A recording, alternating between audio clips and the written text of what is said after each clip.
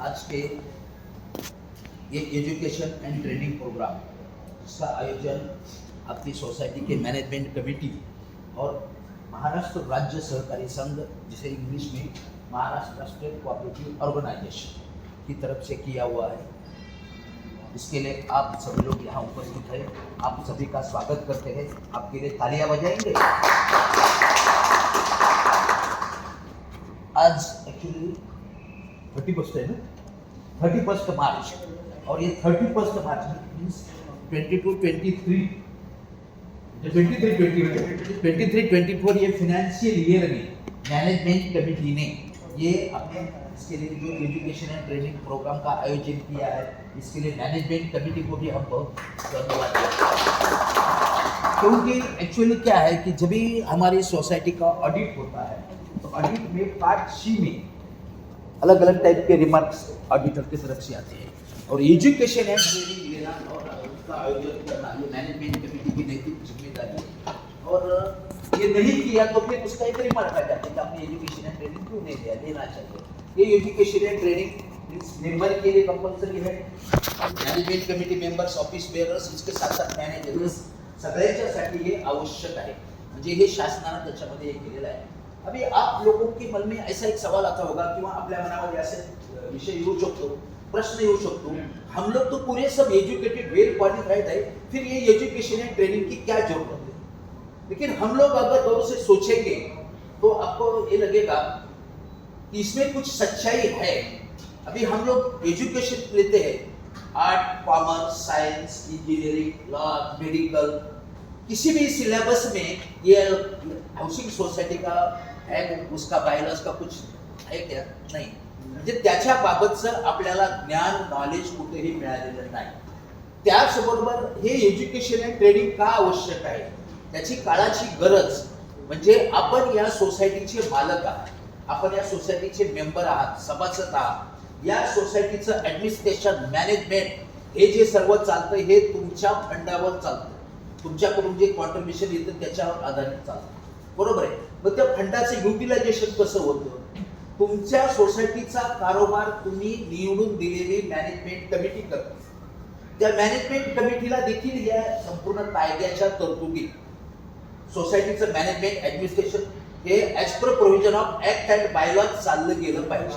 पण ऍक्ट मध्ये काय तरतूद येतात? त्या ऍक्टचं पुस्तक मी आज आणलं नाही, एवढं मोठं एक बुक आहे, महाराष्ट्र कोऑपरेटिव्ह सोसायटी आहे, 1000-1500 पुस्तक आहे। म्हणजे त्या पुस्तकामध्ये, त्या बुक मधून तुम्हाला एखाद्या तुमच्या विषयाशी निगडीत प्रश्नाचं उत्तर जर शोधायचं असेल तर तो एखाद्या ॲडव्होकेटला लवकर सापडत नाही। एक्चुअली अगर वो एडवोकेट कारपोरेट क्षेत्र में कामकाज करते तो उनको कोऑपरेटिव का नॉलेज नहीं, क्रिमिनल में प्रैक्टिस करते तो उनको कोऑपरेटिव का नॉलेज नहीं, सिविल में प्रैक्टिस करते तो उनको कोऑपरेटिव का नॉलेज नहीं, चार्टर अकाउंटेंट अगर कारपोरेट सेक्टर में कामकाज करते तो उनको कोऑपरेटिव सेक्टर का नॉलेज नहीं है।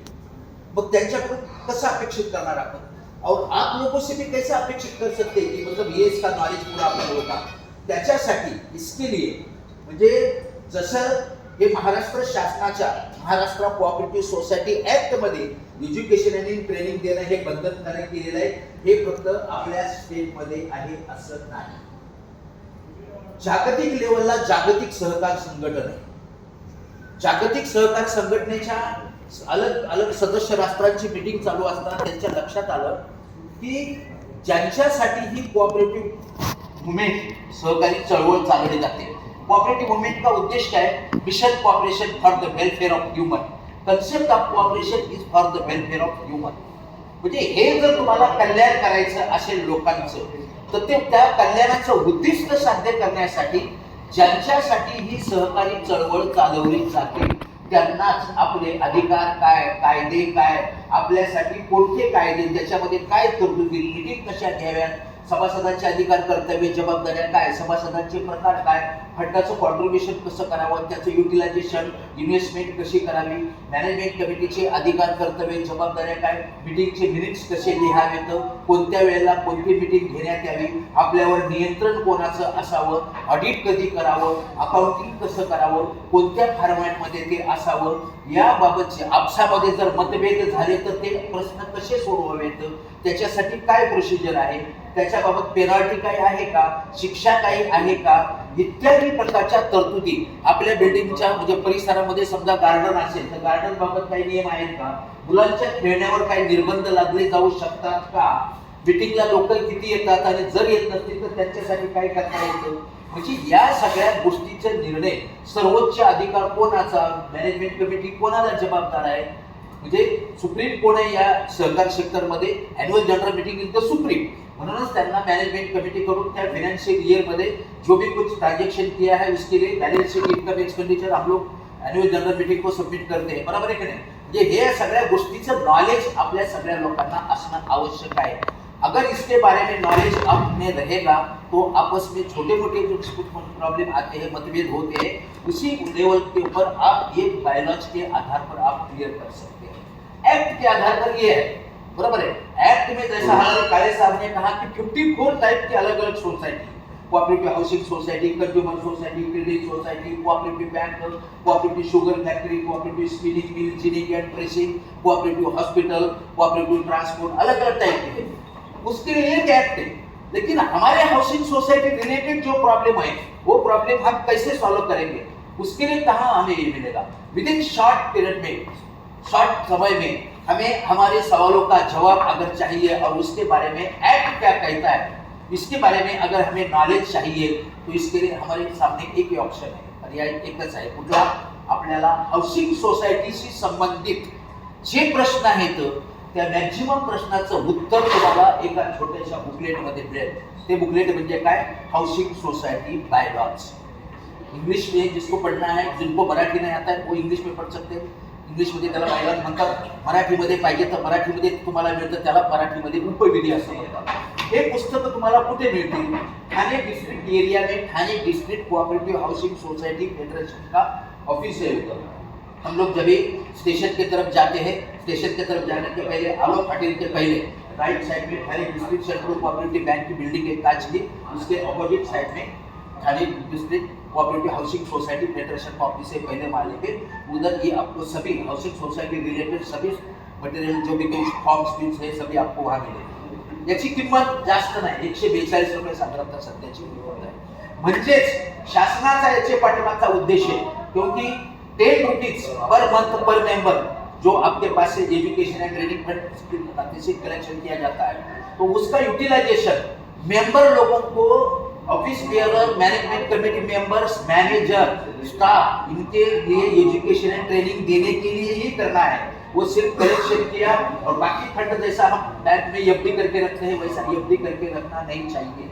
याचा उपयोग लोकांना कायद्याचं ज्ञान देण्यासाठीच तुम्हाला करायचं आहे। आता साधारणतः आपल्या सोसायटीचे मेंबर किती, 730।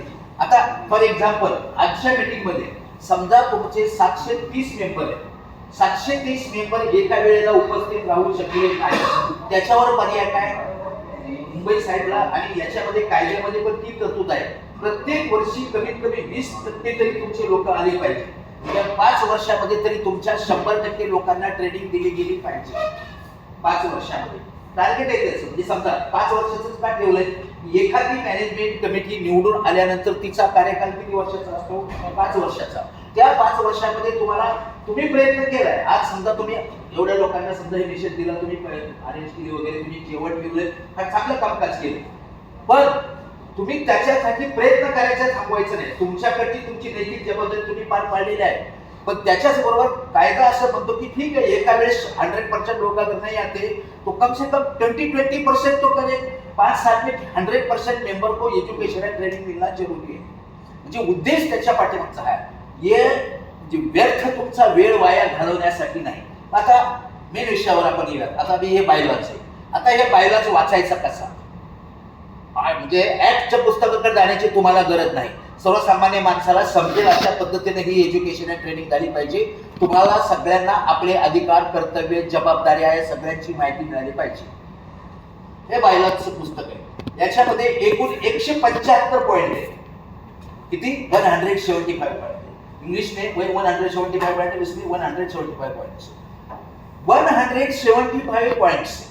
अभी जैसा आपण समजा एखादी मानवाचा जन्म झाल्यानंतर जन्मापासून मृत्यूपर्यंत त्याला वेगवेगळ्या स्टेपला सामोरं जावं लागतं, बरोबर आहे की नाही, त्याच धर्तीवर हाऊसिंग सोसायटीचं रजिस्ट्रेशन झाल्यापासून ती सोसायटीचं रिडेव्हलपमेंटची वेळ येईपर्यंत त्या सोसायटीच्या कोणकोणत्या स्टेप्स कोणकोणत्या वेळी कोणकोणत्या कामाची कायद्याची गरज लागेल त्याच्या आधारावर हे बायलॉज बनलेले आहेत.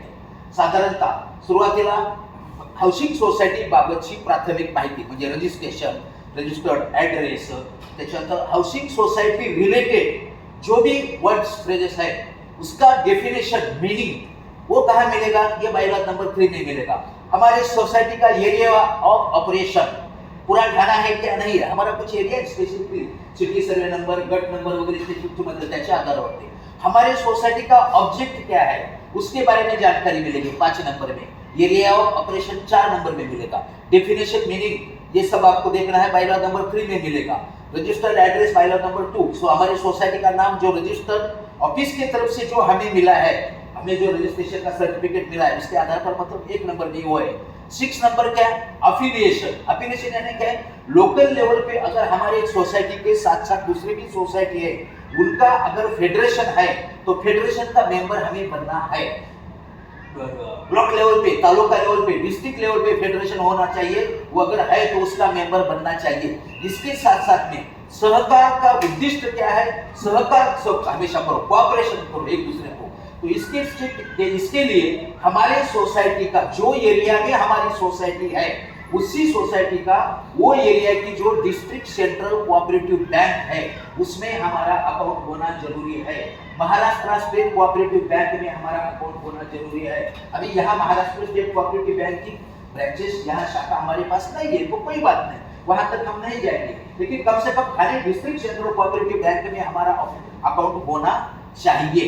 म्हणजे हे कोण सांगतं, हे बायलॉ नंबर 6 पर्यंत सांगतं. म्हणजे साधारणतः आम्ही या बायलॉचे तुमच्या सोयीसाठी तुम्हाला तुमचा जास्त वेळ वाया जाऊ नये, कम से कम समय में आप कैसे पढ़ सकते हैं, बेसिक नॉलेज प्राथमिक माहिती तुम्हाला पाहिजे ना, बायलॉ नंबर 1 ते 6 बघा.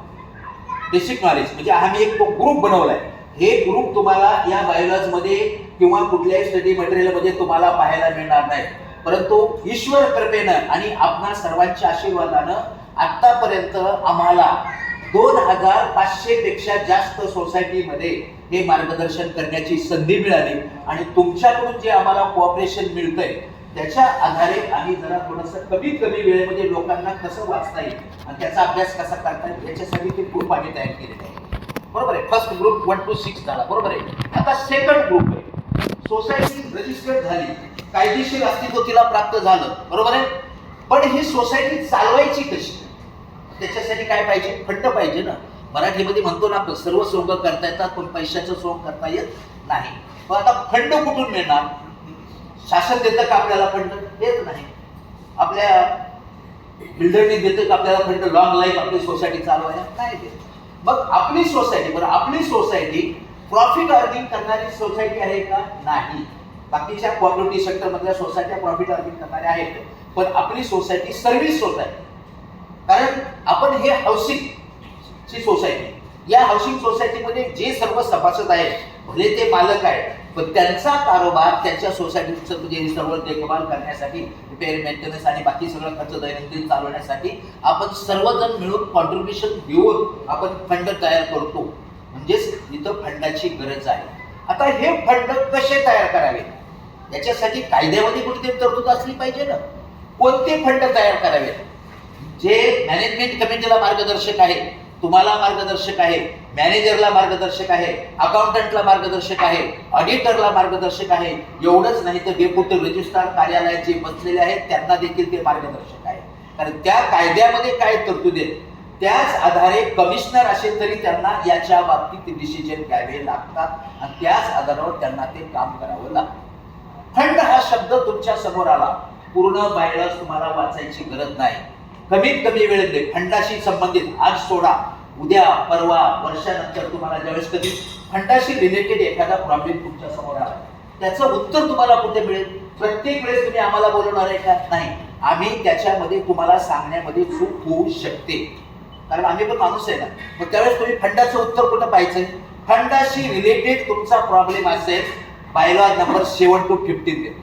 मग त्याच्यामध्ये काय काय दिलंय, फंड निर्माण करण्याचे कोणकोणत्या पद्धती आहेत, बायलॉ नंबर 7 पासून होतो. उदाहरणार्थ तुम्ही आता प्रत्येक मेंबरकडून 500 रुपये आपण घेतो, मेंबरशिपचे 100 रुपीज हे घेतो, प्रवेश फी घेतो, जर रिसेल असेल तर ट्रान्सफर प्रीमियम घेतो, बरोबर आहे की नाही?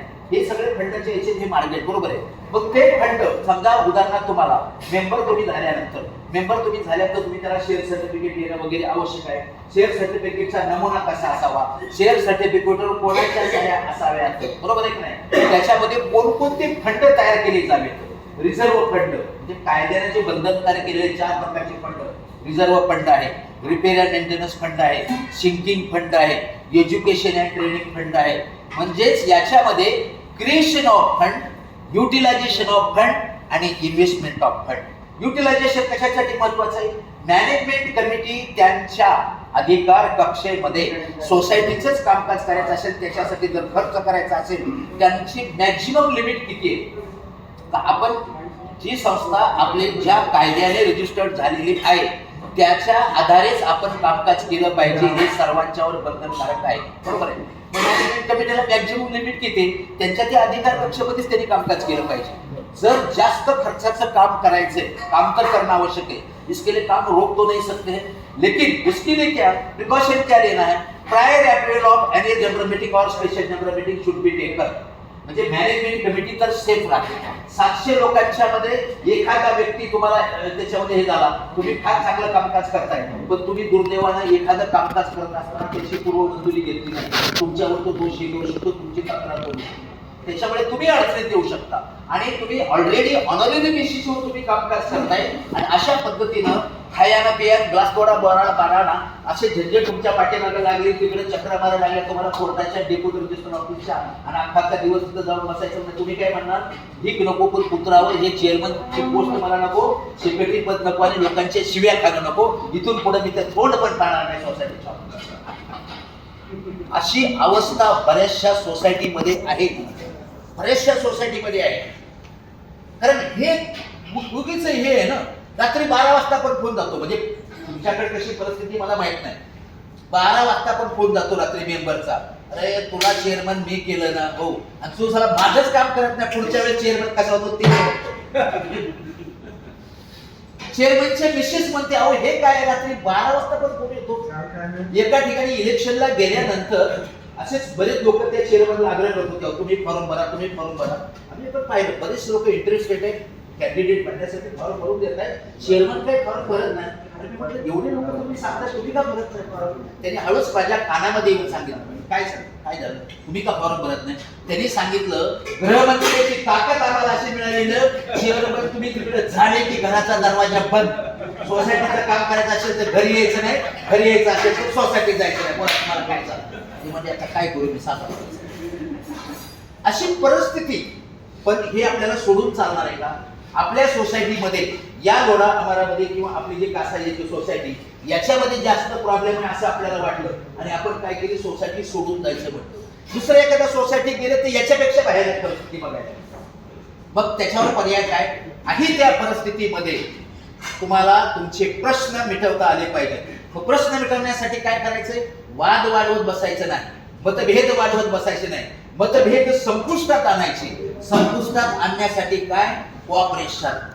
कोऑपरेशनचा उद्देश तो आहे. आणि आपण इथं हाऊसिंग मध्ये कोण राहतोय? हाऊसिंगची या शब्दाचे स्टार्टिंग एच न होते ना. हाऊसिंग मध्ये कोण राहतोय? ह्युमन. मग इथं फक्त ह्युमॅनिटी असेल आणि एकमेकांना कोऑपरेट तुम्ही करायचं ठरवलं, एकमेकांना रिस्पेक्ट द्या, कोऑपरेशन करा, ऑटोमॅटिकली तुमचे प्रश्न कसे मिटवायचे? बायलॉचं पुस्तक घेऊन बसा, त्या बायलॉचं काढा, त्याच्यामध्ये अरे बाबा ह्या बायलॉज नंबर 100च्या आधारे असं अशी गाईडलाईन या ठिकाणी दिलेली आहे, म्हणून तशा प्रकारे मॅनेजमेंट कमिटीला डिसिजन घेऊन त्याची अंमलबजावणी करणं मॅनेजमेंट कमिटीला जिम्मेदार आहे. आज आम्ही मॅनेजमेंट कमिटीमध्ये ऑफिस बेरर आहोत, उद्या तुम्ही असाल, तुम्हालाही त्याच पद्धतीनं चालवावं लागेल. आमची पण मजबुरी समजून घ्या, तुम्ही आम्हाला कोऑपरेट करा. हे एकमेकांना सांगितलं की तो प्रश्नाची तीव्रता, मतभेदांची तीव्रता कमी होईल आपण. याच्यासाठी एज्युकेशन ट्रेनिंग आहे. एज्युकेशन अँड ट्रेनिंग तुमचा पैसा वाया घालवण्यासाठी. रविवारी एक दिवशी तुम्हाला कुठेतरी वेळ मिळतो आणि तुम्ही सकाळ 12 वाजता 12:30 वाजता यांनी आम्हाला बोलवले, दुपारी जेवण्याची वेळ आणि एकदम फालतू टाइम आमचा घालवायला लागले. हा तुमचा वेळ फालतू वाया घालवण्यासाठी आम्ही आलेलो नाही, बरोबर आहे. तर तुमच्यासाठी हा महत्वाचा आहे. म्हणजे फंडाच्या बाबत तुम्हाला तिन्ही बाबतचे जसे काही प्रश्न असतील, क्रिएशन, युटिलायझेशन आणि इन्व्हेस्टमेंट. इन्व्हेस्टमेंट कुठे करावी, म्हणजे तुमच्याकडे फंड आहे तर दररोज काय तुम्ही खिशात घेऊन तर फिरणार नाही, बरोबर आहे. म्हणजे ते कुठल्या बँकेत हे करावं, काय करावं, त्याच्या बाबतचं देखील मार्गदर्शन तुम्हाला त्या याच्यामध्ये 7 ते 15 मध्ये आहे. आता त्याच्या पुढे आपण येतोय. त्याच्या पुढे म्हणजे प्रत्येक गोष्टीचं तुम्हाला नॉलेज असणं आवश्यक आहे. तुम्हाला पूर्ण बायलॉग वाचायची गरज आहे का? फंडाच्या बाबत प्रश्न आला ना, फक्त 7 ते 15च बघा, पूर्ण बायलॉग वाचायच्या भानगडीत पडू नका. आता पुढे पुढे काय, हा फंड कोणाकडून जमा करतो? मेंबर्स कडून ना. मग मेंबर्सचे प्रकार किती किती मेंबरचे प्रकार आहेत? मेंबर कोण होऊ शकतो? व्यक्ती होऊ शकते का? होऊ शकते. म्हणजे 18 वर्षाचे वय असेल, बरोबर आहे का नाही? व्यक्ती होऊ शकते. कायद्याने रजिस्टर झालेली कंपनी होऊ शकते का? होऊ शकते. कायद्याने रजिस्टर असलेला भागीदारी पार्टनरशिप जो हे असेल तर ते होऊ शकते का? होऊ शकते. कायद्याने रजिस्टर्ड असलेला ट्रस्ट होऊ शकतो का? होऊ शकते. राज्य सरकार होऊ शकतं का? होऊ शकतं. बँक असेल तर बँक होऊ शकते. सेंट्रल गव्हर्नमेंट होऊ शकतं. म्हणजे बरं, हे आता मेंबर होऊ शकतं. मेंबर होण्यासाठी काय काय प्रक्रिया आहे? आता हे 2013-14 नंतर 500 सुरू झाले. त्याच्या अगोदर काय होते? 250 होते मेंबरशिपसाठी. मग त्यावेळेस 250, आता 500 का? हे 500ची तरतूद त्याच्यानंतर जसं सांगितलं साहेबांनी की 97वी घटना दुरुस्ती केंद्रामध्ये झाल्यानंतर त्याच्यामध्ये हे 500चे आहे, बरोबर आहे. त्याच्यामुळे ते घ्यायचे. म्हणजे प्रत्येक गोष्टीला कायद्याचा आधार आहे. हे सभासद होण्यासाठी तुम्ही कोणत्या प्रकारचे फॉर्म दिले पाहिजेत? फॉर्मचा स्पेसिफिक नमुने, ते नमुन्याची देखील हे सगळं बायलॉग मध्ये शेवटी ते दिलेले आहे. अपेंडिक्स नंबर 100 वगैरे ते सगळं दिलेले आहे त्याच्यामध्ये. त्याच्यामधले ते नमुन्याच्या आधारेच तुमचं कामकाज झालं पाहिजे. त्याच याच्यामध्ये फॉर्म आला पाहिजे. त्याच्यानंतर तुमच्या मॅनेजमेंट कमिटीकडून त्याला मान्यता मिळाली पाहिजे. म्हणजे सभासद, आता हे सभासदाच्या टर्म्स कंडिशन या गाड्या. सभासदचे प्रकार किती? सभासदाचे प्रकार एक काळ असा होता की सुरुवातीला काय होतं? ओरिजिनल मेंबर, सहयोगी सभासद, म्हणजे ज्याचं सेकंड नंबरला वगैरे नाव आहे ते, आणि नॉमिनल मेंबर असे प्रकार. आता सध्या जर विचार करायला गेलं तर सध्या 4 प्रकार आहेत. आता हे 4 प्रकार तुम्हाला हे कुठे साधारणतः या बायलॉग मध्ये ते त्याची माहिती मिळणार नाही. या बायलॉग मध्ये टोटल 175 पॉइंट्स आहेत. याच्या व्यतिरिक्त 154 बी नावाचे नवीन प्रकरण आलेलं आहे आणि ते फक्त हाऊसिंग साठी आलं. हे येण्याचं कारण देखील काय की हाऊसिंग क्षेत्रातल्या तज्ञ मंडळीकडून शासनाच्या समोर असं निवेदन देण्यात आलं की हाऊसिंग क्षेत्र म्हणजे जसं साहेबांनी सांगितलं, आता हाऊसिंग सोसायटीची संख्या बाकी सहकारी संस्थांच्या मध्ये हाऊसिंग सोसायटीची संख्या एकच बघायची आणि हाऊसिंग सोसायटीमध्ये जास्त मेंबर राहतात ना, मग त्यांचे जास्त प्रॉब्लेम आहेत. हो, मग तुम्ही एकाच कायद्यामध्ये 54 टाईपच्या सोसायटी सगळ्या टाकलेल्या आहेत. त्याच्यामुळे आम्हाला आमच्या प्रश्नाकडे लक्ष केंद्रित करायला शोधायला आम्हाला वेळ जातो. त्याच्यासाठी असं एखादं तुम्ही असं सगळ्यांना मार्गदर्शक ठरेल असं तुम्ही हे कायदा तरतूद करा की ज्याच्याकडे फक्त हाऊसिंग साठी रिलेटेड जे प्रॉब्लेम असतील त्याच प्रॉब्लेमचं मार्गदर्शन त्याच्यामध्ये आम्हाला मिळेल. म्हणून ते 154B हे प्रकरण नवीन आलेलं आहे. त्याचा समावेश अजून या बायलॉग मध्ये म्हणजे ते प्रिंट होऊन अजून आलेलं नाही. याच्यामध्ये देखील 31 पॉइंट आहे. जसं मी तुम्हाला सांगितलं या बायलॉग मध्ये बायलॉग नंबर 3 मध्ये व्याख्या, तशा या 154B1 मध्ये सर्व प्रकारच्या व्याख्या, डेफिनेशन, मीनिंग. आता त्याच्याच मध्ये 154B मध्ये सिरियल नंबर 18, सिरियल नंबर 18 में member, joint member, associate member, provisional member किंवा टेम्पररी मेंबर यांच्या सर्वांच्या त्या ठिकाणी व्याख्या दिलेल्या आहेत. मेंबरशिप मध्ये काय, आता मूळ मेंबर कोणाला म्हणायचं, कारण याच्यावर थोडेसे वादविवाद नंतर होतात आणि वादविवाद चालू असताना आपल्याला ते समजावून सांगता आलं पाहिजे. मूळ मेंबर कोणाला म्हणायचं? ऍक्च्युअली मूळ मेंबर ॲग्रीमेंट, आपण जो त्याचं स्टॅम्प ड्युटी भरलेला जे ॲग्रीमेंटची कॉपी असते, ॲग्रीमेंट मध्ये फर्स्ट नंबरला ज्यांचं नाव आहे तो खरा ओरिजिनल मेंबर झाला. ॲग्रीमेंट मध्ये फर्स्ट नंबरला ज्यांचं नाव आहे तो कोण झाला? खरा मेंबर, ओरिजिनल मेंबर. त्याच ॲग्रीमेंट मध्ये सेकंड नंबरला जर त्या ॲग्रीमेंट मध्ये नाव असेल तर त्याला काय म्हणतो आपण? जॉईंट मेंबर आहे, बरोबर आहे का? कारण त्याचं ॲग्रीमेंट मध्ये नाव आहे. पण अशी एक संकल्पना नंतर आली, असोसिएट मेंबर. असोसिएट मेंबरची व्याख्या म्हणजे काय?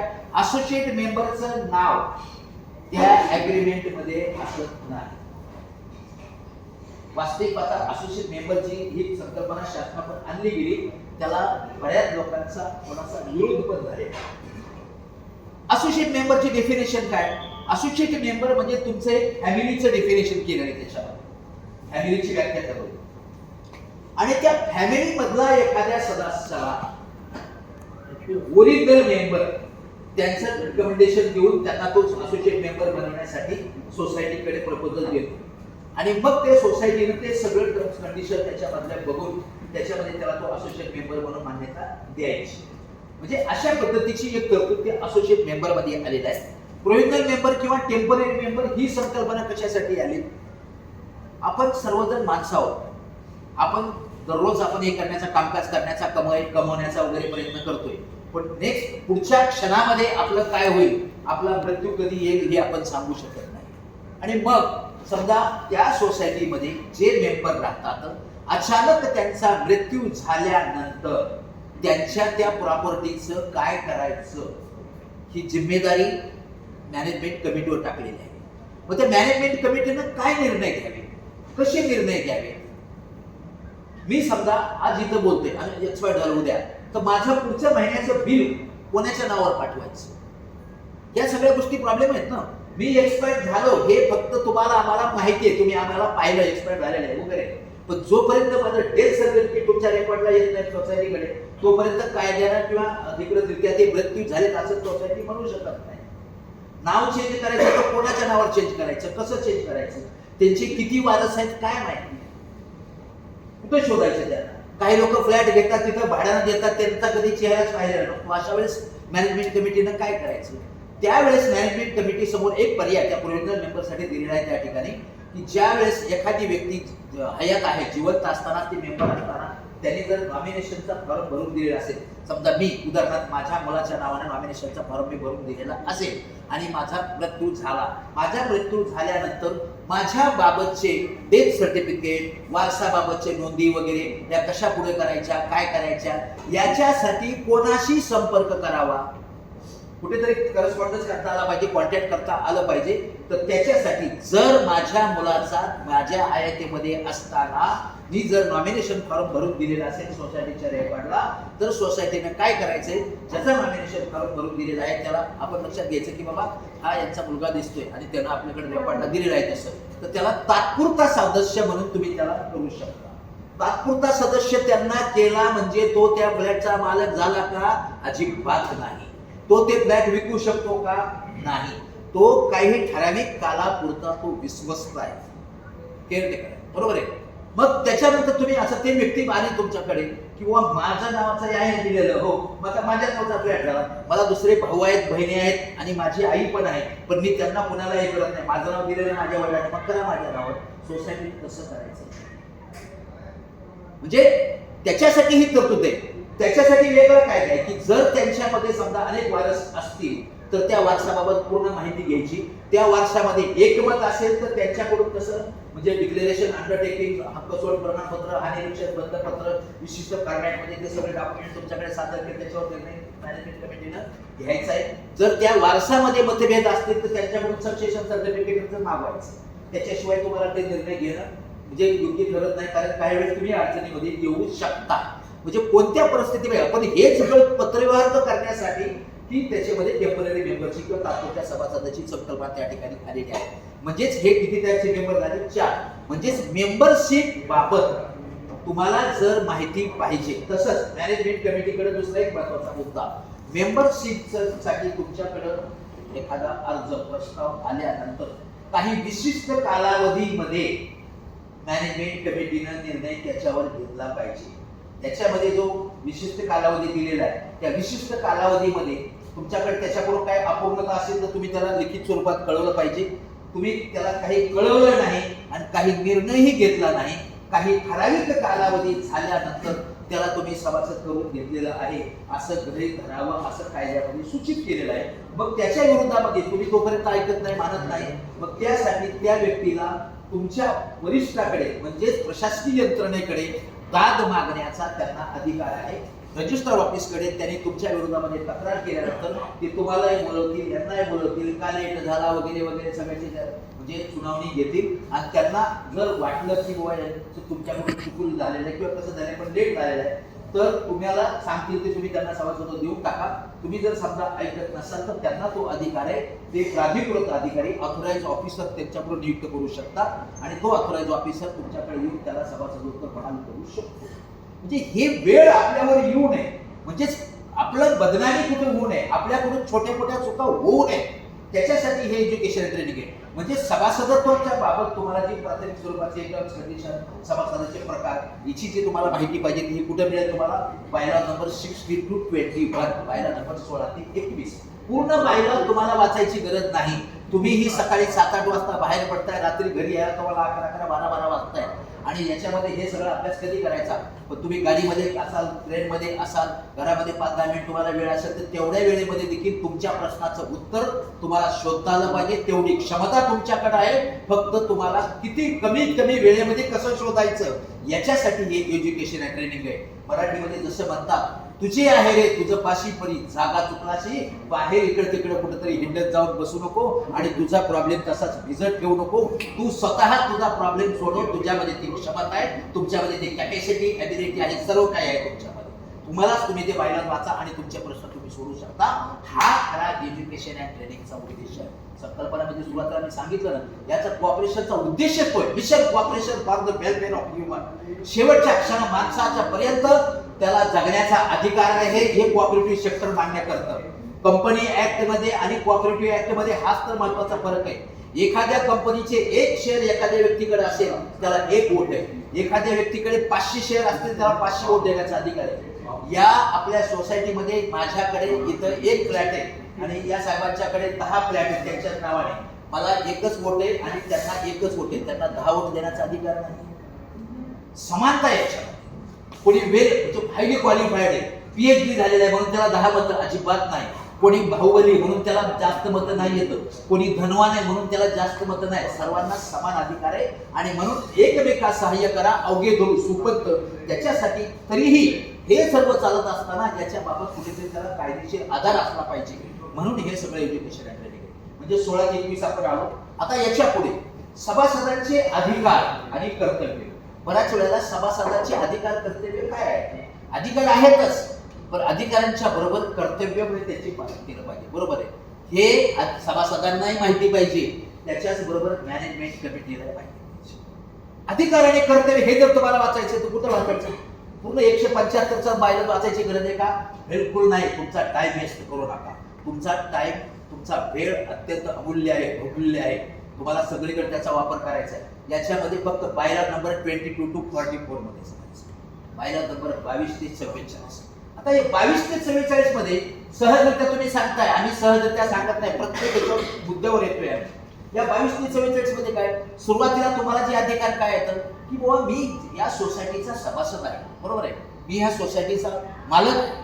बरोबर, माझ्या बरोबर बाकीचे 700 मधले बाकीचे पण मालक आहे.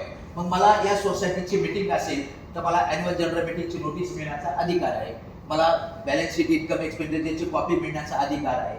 मला माझ्या सोसायटीचे कधी रेकॉर्ड बघण्याची इच्छा झाली तर ऑफिशियल वेळेमध्ये जाऊन मी त्या ठिकाणी रेकॉर्ड मी बघू शकतो. मला कुठले वाउचर बघायचे असतील तर मी त्या ठिकाणी बघू शकतो. म्हणजे आता तुम्हाला मॅनेजमेंट कमिटीला तशा पद्धतीने कोऑपरेशन देणं, सूचित करणं ते आवडतं. तुम्ही रात्री 12 वाजता बोलले मला वाउचर दाखवायला देतात तर त्याचं नाही चालतं. म्हणजे आपल्याला मर्यादा पाळायच्या प्रत्येक गोष्टीच्या. मानवता, माणुसकी आणि हे सगळं एकमेकाचं सहकार्य आणि एकमेकाचा रिस्पेक्ट ठेवून आपल्याला ते कामकाज करायचं. बरोबर आहे, म्हणजे ह्या सगळ्या गोष्टी तुम्हाला करायच्या म्हणजे अधिकार आहेतच. आता त्याच्या नंतरचा दुसरा जो मुद्दा येतो तो कुठला मुद्दा येतो की तुम्हाला काही गोष्टी बाबत तुम्हाला काय केलं पाहिजे? राजीनामा द्यायचे. म्हणजे माझं सभासदत्व होणं हे ऐच्छिक आहे मला, बरोबर आहे, पण सभासद माझं मला संपुष्टात आणायचं म्हणजे राजीनामा देण्याचा मला अधिकार आहे का? आहे ना. एखाद्या वेळेस माझा फ्लॅट मी आता विकून चालू तर मला राजीनामा द्यायचा. बरोबर आहे की नाही? म्हणजे असे काय काय म्हणजे राजीनामा कधी कधी देता येतो, कसा देता येतो? म्हणजे या 4 टाईपचे सभासद, मुख्य सभासद, सहयोगी सभासद, असोसिएट मेंबर, तात्पुरता सभासद, या सर्व प्रकारच्या सभासदांनी राजीनामे देण्याची कोणती कार्यपद्धती आहे? साधारणतः राजीनामा देण्यापूर्वी किमान 3 महिने त्यांना नोटीस देऊन मॅनेजमेंट कमिटीला त्यांना कळवणं आवश्यक आहे. राजीनामा मी दिला की माझा मंजूर झाला असं नाही. राजीनामा दिल्यानंतर मॅनेजमेंट कमिटीची जबाबदारी काय? त्याचा राजीनामा आला की चेअरमन सेक्रेटरीने सिग्नेचर करून दिला की त्यांची जबाबदारी नाही लगेच मंजूर केला म्हणून असं नाही. शेवटी तुम्हाला जायचे कुठे? मॅनेजमेंट कमिटीमध्ये जायचं. मॅनेजमेंट कमिटी गेल्यानंतर तुम्ही काय शोधायचे? अगोदर यांच्याकडे नियमाप्रमाणे काही ड्यूज वगैरे काही बाकी आहेत का? यांच्याकडे समजा कसल्या प्रकारची बाकी नाही, सर्व त्यांचं रेकॉर्ड सगळं ओके आहे, अशा पद्धतीने तुमची खात्री पटल्यानंतरच तुम्ही तो राजीनामा मंजूर करायचा. म्हणजे ओरिजिनल सभासदांना तोच आहे. ओरिजिनल सभासदानं त्यानं रिकमेंडेशन करून, त्याने शिफारस करून एखाद्या व्यक्तीला असोसिएट मेंबर बनवलेलं जर असेल तर ओरिजिनल सभासदाचाच जर राजीनामा इथं आलाय, त्याचंच अस्तित्व जर संपुष्टात यायला लागलेलं आहे, ऑटोमॅटिकली असोसिएट मेंबरचं पण अस्तित्व संपुष्टात येईल, जॉईंट मेंबरचा पण ते येईल. वेळ प्रसंग पडली तर त्याचे देखील राजीनामे त्यावेळेस तुम्ही घेऊ शकता. काही ठिकाणी नॉमिनल मेंबर ही संकल्पना आहे. नॉमिनल मेंबर म्हणजे काय? तुमच्या सोसायटीमध्ये माझा फ्लॅट आहे आणि मी तो रेंटवर दिलेला आहे. चांगल्या मोठ्या मोठ्या सोसायटीमध्ये सुरक्षिततेच्या दृष्टिकोनातून भाड्यानं राहणाऱ्या मेंबरला देखील नॉमिनल सभासद म्हणजे तात्पुरते अशा पद्धतीने त्यांना बनवलं जातं.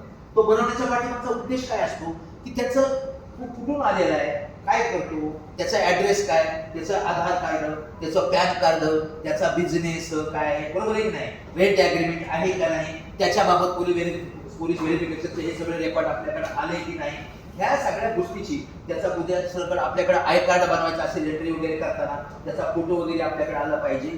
या सगळ्या गोष्टीची आपण माहिती घेऊ. त्याचं सभासद होते देखील म्हणजे कसं राजीनामा त्याला कसा देता येईल. समजा आता तो एखाद्या बँकेचा कर्मचारी, बँकेचा फ्लॅट आपल्याकडे आहे, बँकेने त्याला इथे राहायला केलेला आहे, पण त्याची जर ट्रान्सफर झाली, सुरुवातीला बँकेने पत्र दिल्यामुळे त्याला आपण परवानगी दिली राहायला, बरोबर आहे, त्याला नॉमिनल मेंबर करून घेतलं, त्याच्यानंतर त्याला आपल्याला सूचित केलं पाहिजे की बाबा माझी आता ट्रान्सफर झालेली आहे आणि बँकेने तसं आपल्याला कळवलं पाहिजे. त्यांच्याकडून तसं आपण राजीनामध्ये मागू शकतो. ऑटोमॅटिकली नॉमिनल मेंबरचा पण राजीनामा त्या ठिकाणी म्हणजे राजीनामा देण्याचा तुम्हाला अधिकार आहे. त्याच्याबाबतची तुम्हाला सगळी माहिती त्याच्यामध्ये मिळेल.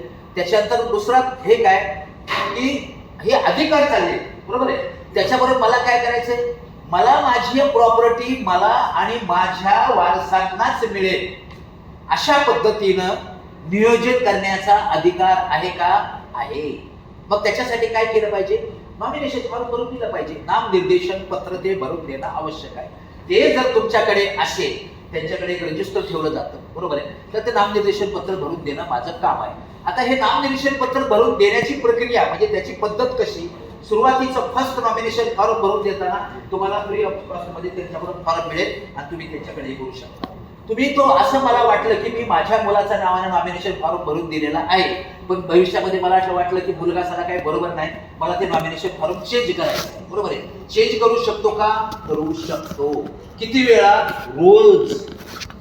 टर्म्स कंडिशन त्याला काय, पहिला सोडून दुसऱ्या फॉर्म पासून प्रत्येक वेळेला 100 रुपये भरायचे. तर कोण म्हणतो? आम्ही नाही, बायलाच म्हणतो. म्हणजे हे तुम्ही नॉमिनेशन ते भरून देणं आवश्यक आहे, आवश्यक आहे. त्याच्याशिवाय सोसायटीला तुमच्या बाबतची भविष्यात जी काही दुर्घटना होईल त्याच्यासाठी काय करावं काय नाही ते कसे करेल सोसायटी तुम्हाला देणं आवश्यक आहे, बरोबर आहे. पण मला बदली करायचा अधिकार आहे का? आहे. फक्त सतत तू दररोज बदली करतो म्हणजे दररोज बदली करण्याचा जर अधिकार दिला तर तू बदलीच करत बसतील. तुला जर पैसे नाही काय लावले तर मात्र तू रोज बदली करत बसतील. पण हे कुणी लावले? हे कायद्याने लावले, आपण नाही. हे जे आहे ते बायलॉज आहे कायद्याच्या आधारे. मग त्या कायद्याचं पालन करणं म्हणजेच ऍक्टच्या आधारे बायलॉज तयार झालाय. म्हणून बायलॉज मधल्या तरतुदींचं प्रोव्हिजनचं पालन करणे हे आपणा सर्वांचं कर्तव्य आहे. म्हणजे ते आलं. आता त्याच्यानंतर तिसरा जो अधिकार आहे, पुढचा जो अधिकार येतो, पुढचा अधिकार म्हणजे काय? Transfer of share rights title, बरोबर आहे नाही. माझं मालकी हक्क समजा कुणाला दुसऱ्याला मला काय त्यांचं हस्तांतरण करायचे, हस्तांतरण करण्याबाबतची काही विशिष्ट प्रक्रिया आहे का? हस्तांतरण करण्याबाबतची प्रकार त्याच्यामध्ये सहज मी माझा फ्लॅट माझ्या हयातीमध्ये मी विक्री केला एखाद्या व्यक्तीला, बरोबर आहे नाही, त्या विक्रीमधल्या ट्रान्सफरला एवढं काही जास्त हे लागत नाही. तरी मी त्यांना म्हणजे यांना कळवलं पाहिजे मॅनेजमेंट कमिटीला. त्याच्यासाठी विशिष्ट प्रकारचे फॉर्म दिले पाहिजेत. त्याच्यावर माझा राजीनाम्याचं हे केला पाहिजे, ट्रान्सफर प्रीमियम दिला पाहिजे. त्याच्यात म्हणजे घेणारा किंवा देणारा जो काय असेल त्याच्याकडून ट्रान्सफर प्रीमियम घेतला पाहिजे. 500 रुपये ही झाली पाहिजे. दुसऱ्याकडून ती ट्रान्सफर फी, त्याच्याकडून नवीन मेंबर बनण्यासाठी त्याचा अर्ज त्या ठिकाणी आला पाहिजे. ड्यूज माझे कुठल्या प्रकारचे बाकी नाही त्या गोष्टी सगळ्या क्लिअर झाल्या पाहिजेत. म्हणजे ही हस्तांतरण प्रक्रिया ही विक्रीबाबतची झाली. यदा कदाचित अशा गोष्टी काही घडतात हस्तांतरण मध्ये, ट्रान्सफर मध्ये, की मी एक्सपायर झालो आणि माझ्या मुलाचा नॉमिनेशन फॉर्म त्या ठिकाणी भरून दिलेला आहे. मग त्यावेळेस किती हस्तांतरण प्रक्रिया अजून याच्यापेक्षा जास्त किचकट. मग त्यावेळेस सोसायटीला मॅनेजमेंट कमिटीनं काय करायचं की हस्तांतरण करत असताना त्याच्या सुरुवातीला त्याला टेम्पररी मेंबर बनवायचे आणि त्याच्याकडून सगळे ते डॉक्युमेंट्स मागून घ्यायचे. दुसरी स्टेप अशी आहे की काही ठिकाणी काय असतं, मी एका व्यक्तीचं दिलेलं नाही, 4 लोकांची नावं दिली नॉमिनेशन फॉर्म भरते, बरोबर आहे. माझा मुलगा, माझी मिसेस, आधी माझी मुलगी असं दिलेलं आहे. त्यांच्यात एकमत होत असेल तर त्यांच्याकडून कशा पद्धतीने घ्यावं लागेल, त्यांच्याकडून जॉईंट ऍप्लिकेशन घ्यावं लागेल. प्रथम क्रमांकावर कोणाचं नाव ठेवायचं आणि जॉईंटली दुसऱ्याची कोणाची नावं ठेवायची. जर त्यांच्यामध्ये एकमत होत नसेल तर काय करावं लागेल, शेवटी तुम्हाला त्यांच्याकडे जावं लागेल. सक्सेशन सर्टिफिकेट आहे म्हणजे तुमच्या समोर तो पर्याय राहत नाही. या सगळ्या गोष्टी म्हणजे काही वेळेस मेंबरची अशी गैरसमज होण्याची शक्यता असते. मॅनेजमेंट कमिटीचे मेंबर्स आम्हाला जाणून बुजून त्रास देत आहेत. जर तुम्हाला तसं वाटायला लागलं त्यांना तुम्ही बोलवायचे, तुमच्या टेबलवर बसवा, त्यांना तो बायला शिकवून सांगा की याच्यामध्ये हे असं असं आलेलं आहे, तुमच्यामध्ये एकमत होत असतं, सगळ्या गोष्टी अशा हे डॉक्युमेंट सादर करणं आवश्यक आहे. जर उद्याच्याला नाही तुम्ही सादर केले आणि तुमच्या ऐवजी दुसऱ्या कुणीतरी त्याच्यावर क्लेम केला, त्याची केस झाली समजा, तर त्याच्यासाठी येणारा संपूर्ण खर्च त्या देखील देण्यास आम्ही बंधनकारक आहोत. अशा प्रकारचं आणि रक्षण बंधपत्र पण त्या ठिकाणी द्यावं अशी त्याच्यामध्ये तरतूद केलेली आहे. काही ठिकाणी दुसरं हस्तांतरण कसं असतं की ज्याच्यामध्ये नॉमिनेशन फॉर्मच भरून दिलेला नाही, त्यावेळेस काय करायचं मोठा प्रश्न येतो.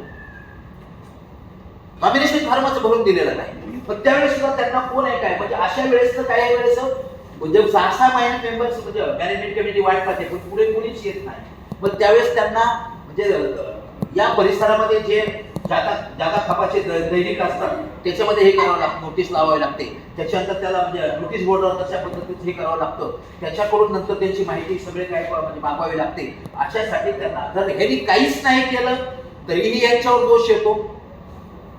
ते लोक नाही झाले पण तुम्ही मॅनेजमेंट कमिटीचे पदाधिकारी आहेत ना, मग तुम्ही काय केलं, तुमच्या वतीने तुम्ही कामकाज का केलं नाही, त्यांनाही ते मार्गदर्शक या सगळ्या गोष्टीची या सगळ्या बाबतची हस्तांतरण प्रक्रिया वगैरे हे जे सगळं आहे ना, या सगळ्या बाबत समजा तुम्हाला या बायलॉज मध्ये म्हणजे साधारणतः 22 ते 40 पर्यंत तुम्हाला हे सगळं मार्गदर्शन तुम्हाला मिळेल.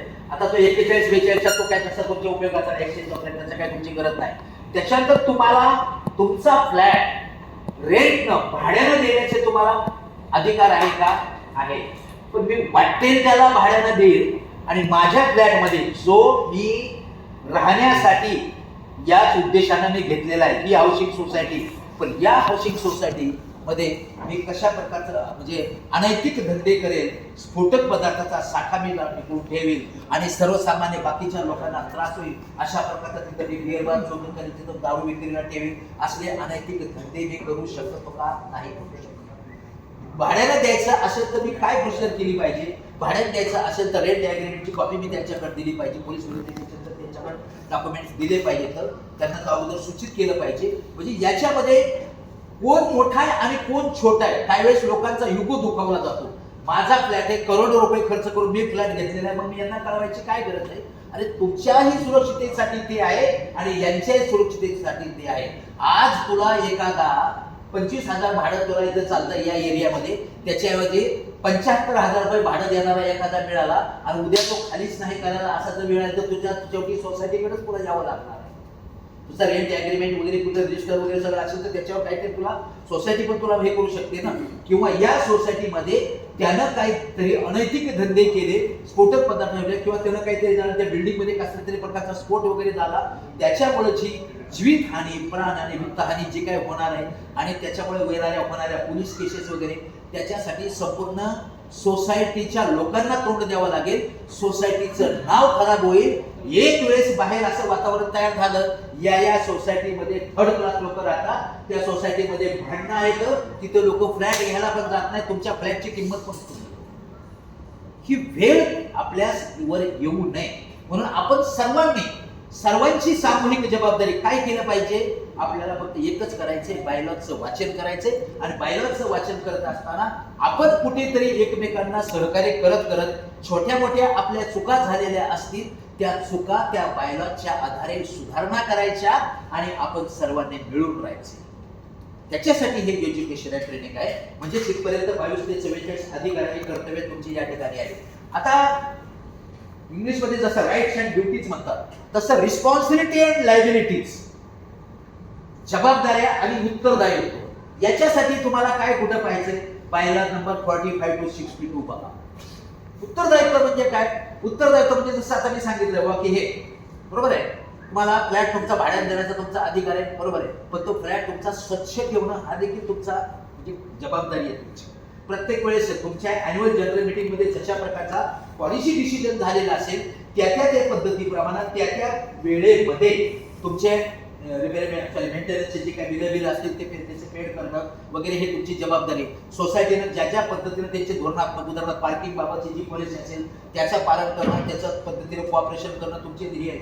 मुलांनी, घरातल्या माणसांनी, कुटुंबातल्या माणसांनी, सगळ्यांनी त्या सोसायटीच्या मॅनेजमेंट कमिटीला सामूहिकरित्या जसं त्यांच्याकडे धोरण ठरलेलं असेल त्या पद्धतीने त्याचं पालन त्यांनी केलं गेलं पाहिजे. बरोबर आहे का? त्याचबरोबर मी जसं सांगितलं की हे भाड्यात देण्याचा तुम्हाला अधिकार आहे, पण तशा पद्धतीचे स्फोटक पदार्थ वगैरे तुम्ही ठेवू शकत नाही. त्याच्याबाबत बायला नंबर 48 त्या ठिकाणी दिलेला आहे.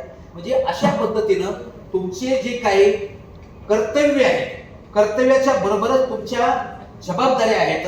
जबाबदाऱ्यामध्ये साधारणतः म्हणजे तुम्हाला म्हणजे 45 याच्यामध्ये 45 ते 62 याच्यामध्ये सगळे तुम्हाला त्याच्यामध्ये डिटेल माहिती तुम्हाला त्या ठिकाणी मिळेल. साधारणतः म्हणजे कशा पद्धतीने आपण कामकाज करावं, काय करावं, काय नाही. आता काही छोट्या छोट्या गोष्टी अशा आहेत की समजा त्याच्यामध्ये उदाहरणार्थ आता तुमच्या फ्लॅटमध्ये तुम्हाला काही छोटं मोठं कामकाज करायचं. माझ्या फ्लॅटमध्ये मी काही करीन, मी काही म्हणजे तिचा तोडपाड करेल, तो माझा फ्लॅट आहे असं नाही. घाटकोपरला 5-7 वर्षापूर्वी झालेलं आहे. एक बिल्डिंग मध्ये त्यांनी खालच्या ठिकाणी असं होतं, त्यांनी स्वतःच्या मनानं त्या बिल्डिंगचे कॉलम बिलम असे काहीतरी तोडले आणि पूर्ण बिल्डिंग कोसळली. 10-15 लोक त्याच्यामध्ये गेले. म्हणजे पूर्ण बिल्डिंग त्याच्यामुळं असुरक्षित, धोकादायक होऊ शकते. म्हणून कोणतेही कामकाज करत असताना सोसायटीला त्याबाबत थोडंसं कळवा, त्यांच्याकडून परमिशन त्यांना घ्या. म्हणजे एकमेका सहाय्य करू अवघे धरू सुपत. काही ठिकाणी आता पूर्वी काय असायचं, यांच्या परवानगीशिवाय भाड्यात देता येत नाही. शासनाला ज्यावेळेस असं दिसायला लागलं की बुवा काही ठिकाणी मॅनेजमेंट कमिटीकडून लोकांच्यावर अन्याय होतोय, म्हणून बरे परवानगी शिवाय तुम्ही असं नाही करायचं, पण तुम्ही पण त्यांना कळवणे. मग तशाच पद्धतीने तुमच्या फ्लॅटमध्ये काय करायचं असेल तर तुम्ही त्या मॅनेजमेंट कमिटीला कळवा.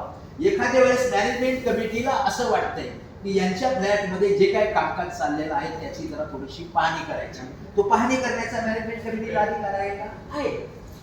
पण अधिकार आहे की त्याच्यासाठी देखील मॅनेजमेंट कमिटीमध्ये तो विषय घ्यायचा आणि त्याचा ठराव मंजूर करून नंतर सेक्रेटरी करायचा. नाही तर अचानक सेक्रेटरी गेला तिथं विकारायला, त्या सोसायटीत त्या फ्लॅट मधली माणसं जर खतरनाक असतील त्या सेक्रेटरीवरच पोलीस केस टाकणार, यांनी आमच्या घरात येऊन विनयभंग केला. काय असे काय काय लोक आहेत त्याच्यामध्ये. हे प्रकार होऊ नये म्हणून प्रत्येक गोष्ट कशी करायची, सावधगिरीने करायची. काम सोसायटीच्या वतीनं चाललेलं आहे, सोसायटीच्या वतीने काम चाललेलं असेल तरी समजा त्या ठिकाणी सांगावं लागेल. खर्च समजा एखाद्या कामाचा सोसायटी करते, काही कामाचा खर्च मेंबर करतात, बरोबर आहे. पण त्या कामावर लक्ष ठेवण्याचा योग्य प्रकारे होते की नाही हे पाहण्याचा अधिकार तुमचा आहे. सोसायटीच्या वतीने जरी त्यांच्या तिथं काही कामकाज करत असेल तरी त्यावेळेस त्यांना सूचित करा, त्यांना पत्र देऊन कळवा की आमची माणसं त्या ठिकाणी अशाची येते, त्या ठिकाणी असं असं काम आहे, त्या ठिकाणी तुम्ही जरा उपस्थित राहून त्यांना सहकार्य करा. अशा पद्धतीची सौम्यतेची भाषा, सहकार्याची भाषा वापरून त्याच्याशी पत्रव्यवहार तुम्ही ते करू शकता. बरोबर आहे की नाही? अशा पद्धतीने हे सगळं मार्गदर्शन या त्याच्यामध्ये सगळं तुम्हाला आलेलं आहे. आता बाकीचे जे काही समजा दुसरे जे काही पॉइंट्स आहेत, सदस्याला काढून टाकणे वगैरे, सदस्यांना ते काय असे वेळ म्हणजे अशी वेळ खरं तर कुठल्याही सोसायटीमध्ये येऊ नये. काढून टाकण्यापर्यंतची भांडणं विकोपाला जातील अशा ठिकाणी येऊ नये. त्या ठिकाणी आम्ही काही वेळेस उदाहरण सांगतो की काही लोकांना कसं असतं, मी असं इथे हे आहे आणि मी बाहेर फार मोठा नेता आहे, मग काय मी नेता आहे म्हणजे माझे मुख्यमंत्र्याबरोबर तिकडे कटआउट्स वगैरे लागतात. पण मुख्यमंत्र्याबरोबर जरी माझे कटआउट्स तिकडे लागत असतील, पण मला ज्यावेळेस अटॅक येईल ना त्यावेळेस मला वाचवायला माझा शेजारी आहे, मुख्यमंत्री नाही. म्हणजे शेजार धर्म पाळा, शेजार धर्म पाळला तरच तुम्ही त्या नाही तर आपल्यापेक्षा मग जनावर बरी अशी म्हणायची वेळ. काही सोसायटीमध्ये, एका सोसायटीमध्ये 8-15 दिवसापूर्वी झालेलं उदाहरण आहे, याची न्यूजला सगळीकडे बातमी आहे. पार्किंग बाबत त्यांच्यामध्ये भांडणं झाली आणि एका व्यक्तीला मनस्ताप झाला, त्याने रेल्वे खाली जाऊन जीव दिला. किती भयानक अवस्था आहे, वाईट वाटते का नाही? मीरा रोड एका सोसायटीमध्ये 2 वर्षापूर्वी झालेली घटना, हिशोबावरून वादावादी झाली, त्याचा मर्डर. काही हाऊसिंग सोसायटीमध्ये आम्ही ट्रेनिंगला गेल्यानंतर 1-2 ठिकाणी आपल्याला असं बाहेर आम्ही गेल्या अरे मस्त सोसायटी फर्स्ट क्लास, आणि मधलं तिथलं वातावरण बघितल्यानंतर नंतर आमचेच लोक आम्हाला म्हणायला लागली इथे फुकटमध्ये राहायला दिलं तरी आम्ही इथे राहायला येणार. अशा वातावरण तुमच्याकडे येऊ देऊ नका. हे सगळं पाहणं आपली जबाबदारी आहे. म्हणजेच याबाबत तुम्हाला सगळ्याची माहिती ती समजा उत्तरदायित्व हे समजा लोकांना समजावून सांगितलं ना, मॅनेजमेंट कमिटीला माहिती तर लोकांना तुम्ही समजावून सांगू शकता. एखादा मेंबर आहे फक्त, तो मॅनेजमेंट कमिटीमध्ये नाहीये, पण त्याला जर ह्या बायलॉची माहिती असेल तर त्यानं मी फार शहाणा आहे, तुम्हाला काही कळत नाही अशा भाषेत कृपा करून कुणी कोणाला सांगू. नम्र झाला भूता त्याने कोंडिले भगवंता. नम्रतेच्या भाषेमध्ये सांगा. मीटिंग मध्ये लँग्वेज वापरत असताना अहंकाराची भाषा वापरणं मारामाऱ्या होतात त्याच्यामध्ये. तुमचा मुद्दा परफेक्ट असला पाहिजे, तुमचा मुद्द्याला कायदेशीर आधार असला पाहिजे आणि तुमची भाषा एवढी नम्रतेची असली पाहिजे की पिढ्यानपिढ्या तुमच्याशी विरोधक वागणारा माणूस सुद्धा तुमच्या बोलण्यावर, तुमच्या नम्रतेच्या भाषावर प्रभावित झाला पाहिजे. अॅन्युअल जनरल मीटिंग मध्ये बोलताना सुद्धा हे पाळा. अॅन्युअल जनरल मीटिंग आपलीच आहे, त्याच्यामध्ये भांडण करा. इथे एका सोसायटीमध्ये 4 वाजेपर्यंत मीटिंग झाली, बॅलन्स शीट मंजूरच झालं. मारामाऱ्या. काय मारामाऱ्या? प्रोव्हिजनल कमिटी मागची ना आताची कमिटी कामच नाही करू द्यायची. एका दिवशी 18 20 ईमेल पाठवायची. हे प्रकार आपल्या सोसायटीमध्ये येऊ देऊ नका. एज्युकेशन ट्रेनिंगचा खरा उद्देश काय? याच्यामुळे सगळे बर्बाद तुम्ही व्हाल, तुमचे पैसे वाया जातील. तुमच्या म्हणजे त्या सोसायटीमध्ये असे ग्रुपिझम झालं ना, म्हणजे जेंट्स मध्ये ग्रुपिझम, लेडीज मध्ये ग्रुपिझम, हळदी कुंकाला त्या पार्टीचं हळदी कुंक, ह्या पार्टीचं हळदी कुंक वेगळं, मुलांच्या खेळण्यामध्ये तेच. असं वातावरण आपल्या सोसायटीमध्ये. समजा एखादा चुकतोय, वागतोय, कसा आज तुम्हाला शिव्या देतोय, घेऊ द्या.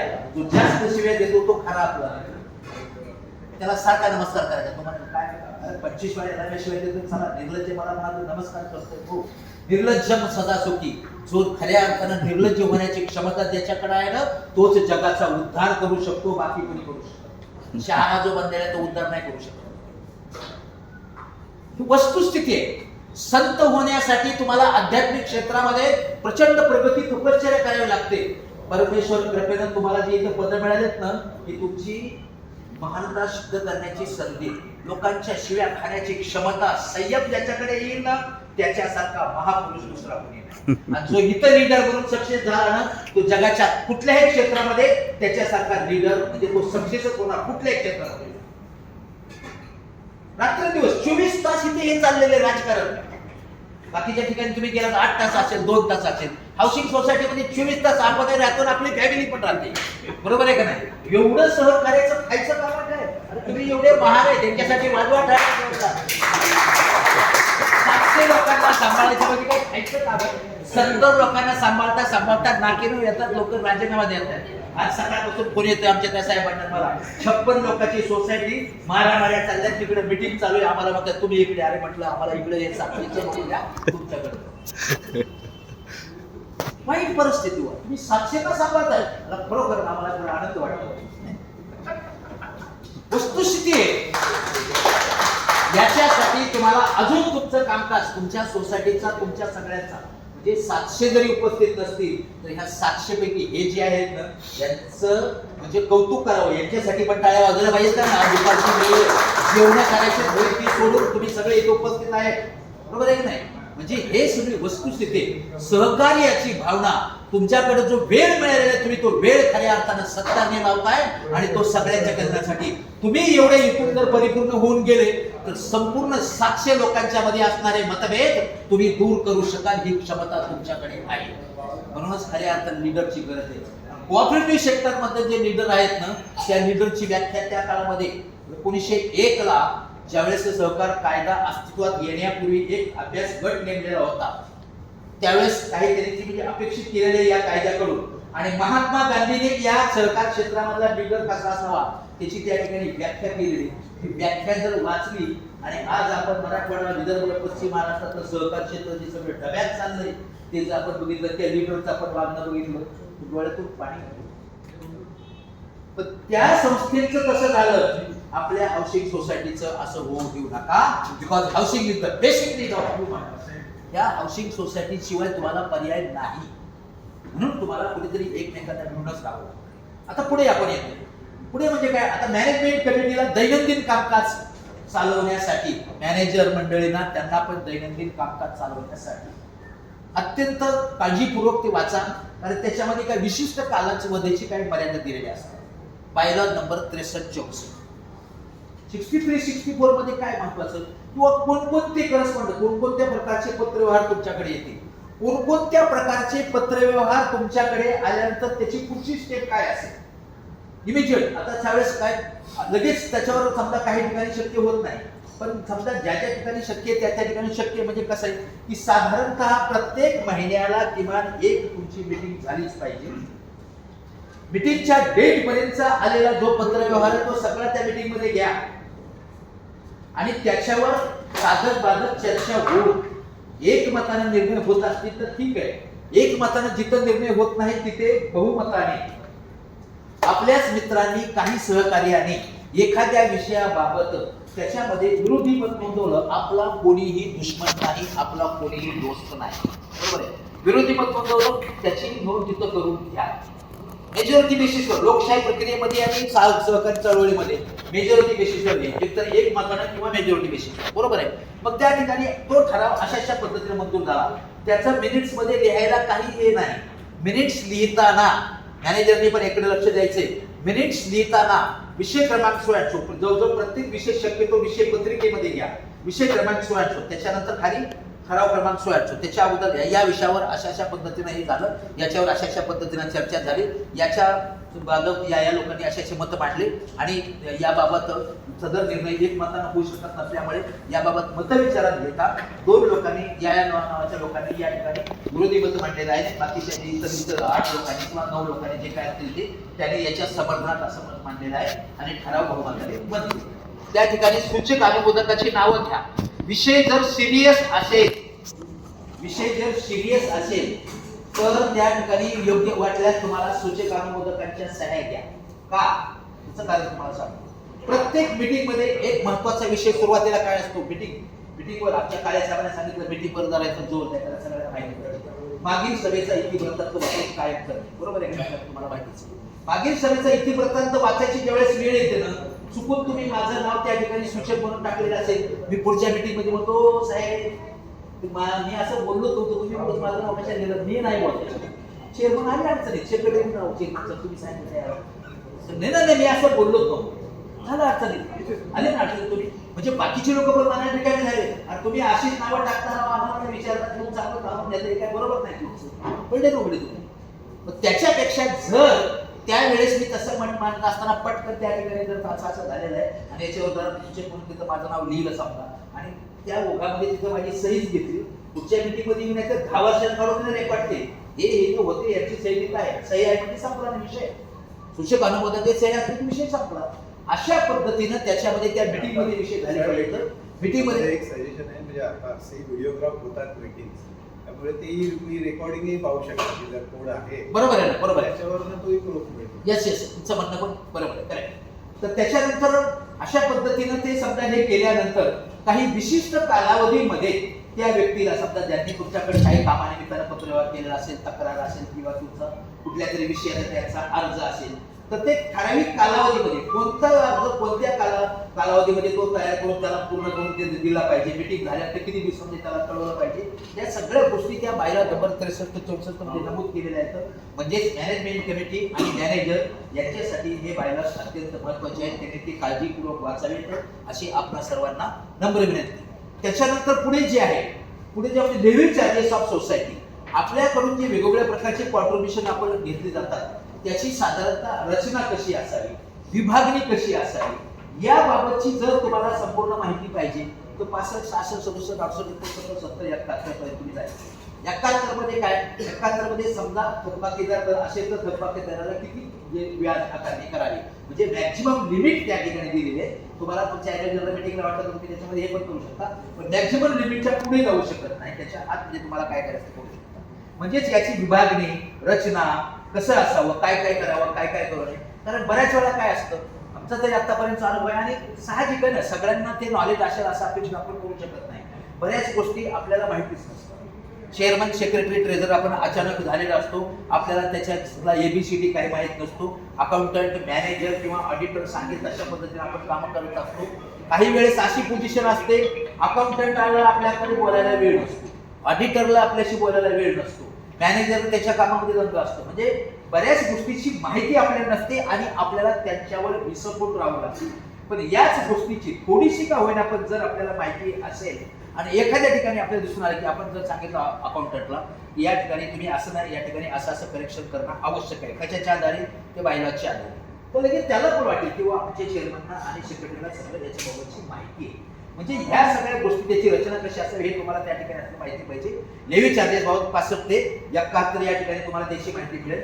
पुढे जे आहे 72-73 मध्ये काय आहे, 72-73-74 मध्ये साधारणतः आपल्या सोसायटीचं कायदेशीर अस्तित्व सिद्ध करणाऱ्या काय बाबी. समजा रजिस्ट्रेशन आपल्याला मिळालं, रजिस्ट्रेशन मिळताना एक सर्टिफिकेट मिळतं, बरोबर आहे की नाही, त्याच्यावर रजिस्ट्रेशन नंबर असतो, सोसायटीचं नाव असतं, रजिस्टर्ड ऍड्रेस असतो, सिटी सर्वे नंबर, गट नंबर वगैरे सगळं असतं. त्याच आधारे सोसायटीचं कायदेशीर अस्तित्व सिद्ध करणारे म्हणजे काय, त्याच्याच आधारावर आपण काय करतो, सोसायटीचं लेटर हेड तयार करतो. तसंच लेटर हेड आपल्याकडे असलं पाहिजे. एक लेटर हेड आपल्याकडे आहे आणि त्याच्यावर कोणीतरी टायपिंग केलं आणि ते पत्र महानगरपालिकेकडे दिलं म्हणजे ते अधिकृत आहे का, नाही. जर ते अधिकृत म्हणत असतील तर तुम्ही त्या ठिकाणी जाऊन त्यांना म्हणू शकता हे पत्र भले आमचं लेटर हेडवर आहे पण हे अधिकृत आहे का. ते म्हणणार अहो तुमचं पत्र आहे ना, अरे पण त्याच्यावर राऊंड शीट आहे का, पदाधिकाऱ्यांचा स्टॅम्प आहे का, त्याच्यावर सिग्नेचर आहे का. म्हणजे आपल्या संस्थेचे अधिकृत पत्र किंवा अधिकृतता अस्तित्वाची अधिकृत याचे काही सिम्बॉल्स आहेत का, तर हे 2-3 प्रकारचे सिम्बॉल आहेत, म्हणजे राऊंड शीट वगैरे येते. त्याच्यानंतर पुढे आपण जे पुढे येतो त्याच्यानंतर काय, सोसायटीचं, आता आपली सोसायटी साधारणतः मला नवीन आहे त्याचं काही हे नाही, पण स्ट्रक्चरल ऑडिट बाबत पायरा नंबर 77 मध्ये तुम्हाला माहिती मिळेल. स्ट्रक्चरल ऑडिट बाबतचा काय नियम आहे, स्ट्रक्चरल ऑडिट बाबतचा ज्या बिल्डिंगचं आयुष्य 15 वर्ष झालेलं आहे, 15 वर्षाच्या पुढे आणि 30 वर्षाच्या आतमध्ये आहे, तिला 5 वर्षातून किमान एक वेळेस तुम्हाला स्ट्रक्चरल ऑडिट करून घेतलं गेलं पाहिजे. 3 दिवसापूर्वी आम्ही ठाणे ईस्टला आम्ही 3 जण बरोबर होतो, ते सांगितलं त्या बिल्डिंगच्या मेंबर्सने, मॅनेजमेंट कमिटीने, की आम्ही रिडेव्हलपमेंटला गेलो, मीटिंगमध्ये ठराव गेला, सगळा मंजूर करून घेतलाय आणि या कॉन्ट्रॅक्टरला काम द्यायचं का त्या कॉन्ट्रॅक्टरला काम द्यायचं याच्यावर आमची मतभेद चालू आहे. सेक्रेटरी म्हणतो त्याला द्यायचं, अध्यक्ष बाकीचे म्हणतात त्याला द्यायचं. आम्हाला त्यांनी बोलवलं कन्सल्टिंगला. आम्ही त्यांना विचारलं तुमच्या बिल्डिंगला किती वर्ष झाले, त्यांनी सांगितलं 54. मी म्हटलं स्ट्रक्चर ऑडिट करून घेतलं का, तो म्हणतो स्ट्रक्चर ऑडिट काय हेच आम्हाला माहिती. परिस्थिती अशी होते. मी त्यांना सांगितलं तुम्ही काम तर देऊ शकत नाही, पण त्या सेक्रेटरीने किंवा दुसऱ्या एखाद्या मेंबरने तुमची जर तक्रार केली तर तुम्ही सगळे करायला. आणि स्ट्रक्चर ऑडिट काय आहे तुम्हाला माहिती नाही, नाही म्हणजे आम्हाला काय माहिती कुठून करायचं, कशाला करायचं, कुठं करतात जायचं, त्याला किती पैसे खर्च. चूक त्यांची नाही, कायद्याचं अज्ञान. आता ही गोष्ट आपल्यासमोर बोलणार नाही, पण एका वेळेस कमिशनर बरोबर अशीच मीटिंग चालू होती आणि तिथं लोकांना असं केलं पाहिजे, लोकांच्यावर अशा प्रकारच्या कार्यवाही केल्या पाहिजे. तर मी नंतर हळूच मनात जाऊन सांगितलं आपण कायदे तयार करतो, पण मॅनेजमेंट कमिटी मेंबरच्या पर्यंत सोडा, मॅनेजमेंट कमिटीचे मेंबर पदाधिकारी यांच्यापर्यंत तरी आपण पोहोचतो का, नाही तर कारवाईची भाषा करणं बरोबर आहे का. अरे बस बस गप्प आता बोलू नका. म्हणजे अशी वस्तुस्थिती, म्हणजे दोष त्यांचा नाही पण त्यांना ते ज्ञान होणं गरजेचं होतं. आम्ही त्यांना सांगितल्यानंतर ते लोक झाले ही अशी सिरियस बाबली पाहू मग कोणाकडून करून घ्यावं. लगेच आम्ही सांगितलं हे लिस्ट तिथे मिळते, त्या लिस्ट मध्येच त्या स्ट्रक्चर ऑडिटरच्याकडून तुम्ही हे करून घेतलं पाहिजे, स्वभ्या गोव्याकडून करून चालणार नाही. त्यांना माहिती त्यांचा दोष नाही ना बिचाऱ्यांचा. इन्शुरन्स घ्यायचे का नाही याच्यावरून भांडण आहे का सोसायटी, ते म्हणजे काय कशाला खर्चात जायचे. अरे इन्शुरन्स घेणं याच्यामध्ये बंधनकारक केलेलं आहे. म्हणजे साधारणतः स्ट्रक्चर ऑडिट बाबतची माहिती तुम्हाला कुठे मिळेल 76-77 मध्ये मिळेल. आता पुढचा जो प्रश्न काय, म्हणजे मला तर इथं तरी मला तुमच्याकडे तशी काही समस्या दिसत नाही, तुमच्याकडे जागा भरपूर आहे, बऱ्याच सोसायटीमध्ये तो प्रॉब्लेम असतात.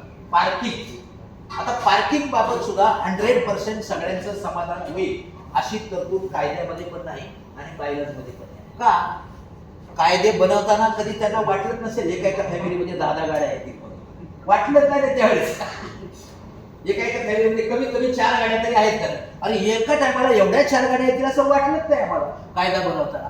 मग आता कायदे बनत ज्यावेळेस त्याच्यामध्ये बदल होईल त्यावेळेस कधीच होईल ते. पण पार्किंग बाबतचं धोरण ठरवण्याचे वगैरे जे अधिकार आहेत, सध्याचा प्रचलित बायलॉज काय म्हणतो, वार्षिक सर्वसाधारण सगळं त्याचं धोरण ठरवायचे, कशा पद्धतीने ते धोरण पारदर्शक असावं वगैरे वगैरे काय जे असेल ते त्याची अंमलबजावणी कशी करावी.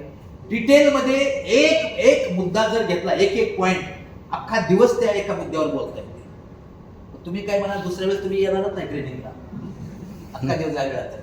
त्याच्यामुळे कमीत कमी वेळेमध्ये जसं आपण पूर्वी आपण वर्षभर आपण काय शिकतो 10वी 11वी 12वीला, पण परीक्षा द्यायची असते आपल्याला 3 तासामध्ये, बरोबर आहे की नाही. परीक्षेच्या वेळेला पूर्ण बुक ते पण वाचत बसतो का नाही. मग त्यावेळेस काय करायचं आपण, पूर्वी तरी 9 अपेक्षित प्रश्नसच्चे, बरोबर आहे की नाही, म्हणजे कमीत कमी वेळेमध्ये. उदाहरणार्थ परीक्षेच्या हॉलमध्ये गेल्यानंतर कॉपी जरी करायचं असेल तरी या प्रश्नाचं उत्तर कुठल्या पेजवर ते तर माहिती पाहिजे, नाही तर ते माहिती नसेल तर पकड जाणार आपण. म्हणजे ते तुम्हाला कमीत कमी वेळेमध्ये कसं हे करताय. पार्किंग बाबत तुमचा प्रश्न असेल, बाकीचा बायलॉज पूर्ण वाचत बसू नका, तुमचा वेळ वाया घालवू नका. तुमचा वेळ तुमच्यासाठी, आपल्या सर्वांच्यासाठी बहुमूल्य आहे, म्हणून तुमचा वेळ सत्कारणी लावा. पार्किंग बाबत फक्त 78 to 84 बघा. आता पुढे आपण आलो, बरोबर आहे. आता हे सर्व आपण कामकाज चांगलं करतोय, फार चांगलं कामकाज करतोय तुम्ही, पण ऑडिटर आला तुमच्याकडे की तुम्ही काय म्हणता, बरोबर आहे. ऑडिटर आला की तुमच्या मीटिंग किती झाल्या, तुम्ही सांगताय आम्ही प्रत्येक आठवड्याला बसतो एकत्र. प्रत्येक आठवड्याला बसताना हो ना मंथली मीटिंगचं हे कुठे आहे, मिनिट्स कुठे आहे, नाही मिनिट्स आम्ही काय लिहित नाही. प्रत्येक आठवड्याला बसतो, मग तुम्ही म्हणता कशाला बसता तुम्ही, बाकी काय करता ते आम्हाला काय प्रश्न असा होतोय. मग त्याच्यासाठी काय, मीटिंगचं रेकॉर्ड सुद्धा तुम्हाला व्यवस्थित ठेवलं गेलं पाहिजे. प्रत्येक गोष्ट तुमची रेकॉर्डवर आली पाहिजे. तुम्ही जे डिसिजन घेताय व्यक्तिगत पातळीवर कोणीही डिसिजन घेऊ नका. चेअरमन, सेक्रेटरी, ट्रेझरर, मॅनेजर कधीच व्यक्तिगत पातळीवर काहीही डिसिजन घेऊ नका. प्रत्येक गोष्ट त्याचे रेकॉर्डवर येऊ द्या, मीटिंग मध्ये होऊ द्या, आणि मीटिंग मध्ये डिसिजन घेतल्यानंतर त्याची अंमलबजावणी करणं तुमचं काम आहे. अशा पद्धतीनं तुम्ही सुरक्षित आणि सगळ्यांना सुरक्षित ठेवण्याचं काम करता. मीटिंग हा शब्द तुमच्या समोर आला, पूर्ण बाहेर वाचायची गरज आहे का, बिलकुल नाही. मग काय करायचं, रात्री 12 वाजता अचानक मीटिंग बाबत असं काहीतरी वाटायला लागलं, झोप येईल, उघडा बाहेरच 85 ते 109 बघा, बाकी काय बघायचं. 85 to 109. 85 to 109 मध्ये काय सुरुवातीचे जे आहे ना, आता जी स्टेप तुमच्याकडून पूर्ण होऊन गेलेली, सुरुवातीची स्टेप्स म्हणजे काय, साधारणतः संस्थेचं रजिस्ट्रेशन झाल्यानंतर काही विशिष्ट कालावधी 2-3 महिन्यामध्ये फर्स्ट जनरल बॉडी मीटिंग असते. मग ती फर्स्ट जनरल बॉडी मीटिंग कोणी घ्यावी, किती दिवसात घ्यावी, तिचा अध्यक्ष कोण असावा, त्याचे मिनिट्स कसे लिहावे, त्याच्यामध्ये विषय पत्रिका काय असावी, त्याचे किती दिवसात हे केलं पाहिजे, त्याचे चार्ज हँडओव्हर करताना काय काय गोष्टीच्या बाबी मुद्दे विचारात घेतले पाहिजेत, या सगळ्या बाबतची ती सुरुवातीला तुम्हाला माहिती, बरोबर आहे. तर त्याच्याशी तुम्हाला जास्त वेळ त्याच्यामध्ये काही घालवायची गरज नाही. पण तुमच्या दृष्टीनं महत्वाचं काय, अॅन्युअल जनरल मीटिंग आहे, बरोबर आहे. अॅन्युअल जनरल मीटिंग 30 सप्टेंबर पर्यंत घेतली पाहिजे, बरोबर आहे. हे कायदा त्याच्यामध्ये म्हणतो. अॅन्युअल जनरल मीटिंगची विषय पत्रिका कशी असावी, अॅन्युअल जनरल मीटिंगची नोटीस किती दिवसापूर्वी दिली गेली पाहिजे, त्याच्यानंतर अॅन्युअल जनरल मीटिंगचे मिनिट्स कधी लिहावे, किती दिवसामध्ये ते मिनिट लिहिणं बंधनकारक आहे, लोकांच्याकडे अप्रुव्हलसाठी पाठवणं बंधनकारक आहे का, या सगळ्या बाबत. त्याच्यानंतर तुमचे त्या मीटिंगमध्ये निर्णय कशा पद्धतीने घेतले जावे, त्या मीटिंगचा कोरम कितीचा असावा, कोरम पूर्ण नसेल तर मीटिंगचं काय करावं. जर आपल्यावरही कधी अशी वेळ आली की त्या मीटिंगमध्ये सकाळपासून संध्याकाळपर्यंत मीटिंग चालू आहे पण मीटिंग मधले विषय संपत नाही, अशा वेळेस काय करावं. आता ही वेळ आपल्यावरच नाही, अधिवेशन देखील रात्र चालतात का आपलं काय, पण ते अधिवेशन तिकडे काय त्यांना सगळं जागेवर असतं, सगळं तुम्हाला काय सगळं इथं जागेवर मिळणार नाही. मग अशा परिस्थितीमध्ये जर ती मीटिंग त्या दिवशी पूर्ण होऊ शकली नाही तर पुन्हा नंतर कधी घ्यावी, किती दिवसांत, हाच प्रश्न एका ठिकाणी झालेला. स्टेट बँक ऑफ इंडिया मधून रिटायर झाले मॅनेजर पदावर, पण त्यांना दुर्दैवानं ते माहिती नव्हतं. त्यांची मीटिंग अशी चालली 4-5 वाजेपर्यंत ती पूर्ण झाली नाही. पुढे घेऊ करत त्यांनी आतापर्यंत ते मीटिंग घेतली नाही. ते अडचणी तरतूद काय म्हणते, 7 दिवसांनी जास्त नाही पण 30 दिवसापेक्षा जास्त पुढे जाऊ नका, त्याच्या आतमध्ये ते स्थगित केलेली मीटिंग तुम्ही घ्या, बरोबर आहे की नाही. म्हणजे या तरतुदी त्याच्यामध्ये आहेत का, ह्या सगळ्या गोष्टी तुम्हाला माहिती. त्या मीटिंग घेणं जरुरी आहे. त्या मीटिंगमध्ये अॅन्युअल जनरल मीटिंगमध्ये समजा बॅलन्स शीट, इन्कम एक्सपेंडिचर हे त्याच्या अगोदर तुमची पूर्वतयारी असली पाहिजे, हे घेणं जरुरी आहे. त्याच्या कॉपी सगळ्यांना वितरित झालेल्या असल्या पाहिजेत, नोटीस बोर्डवर लागल्या गेल्या असल्या पाहिजेत.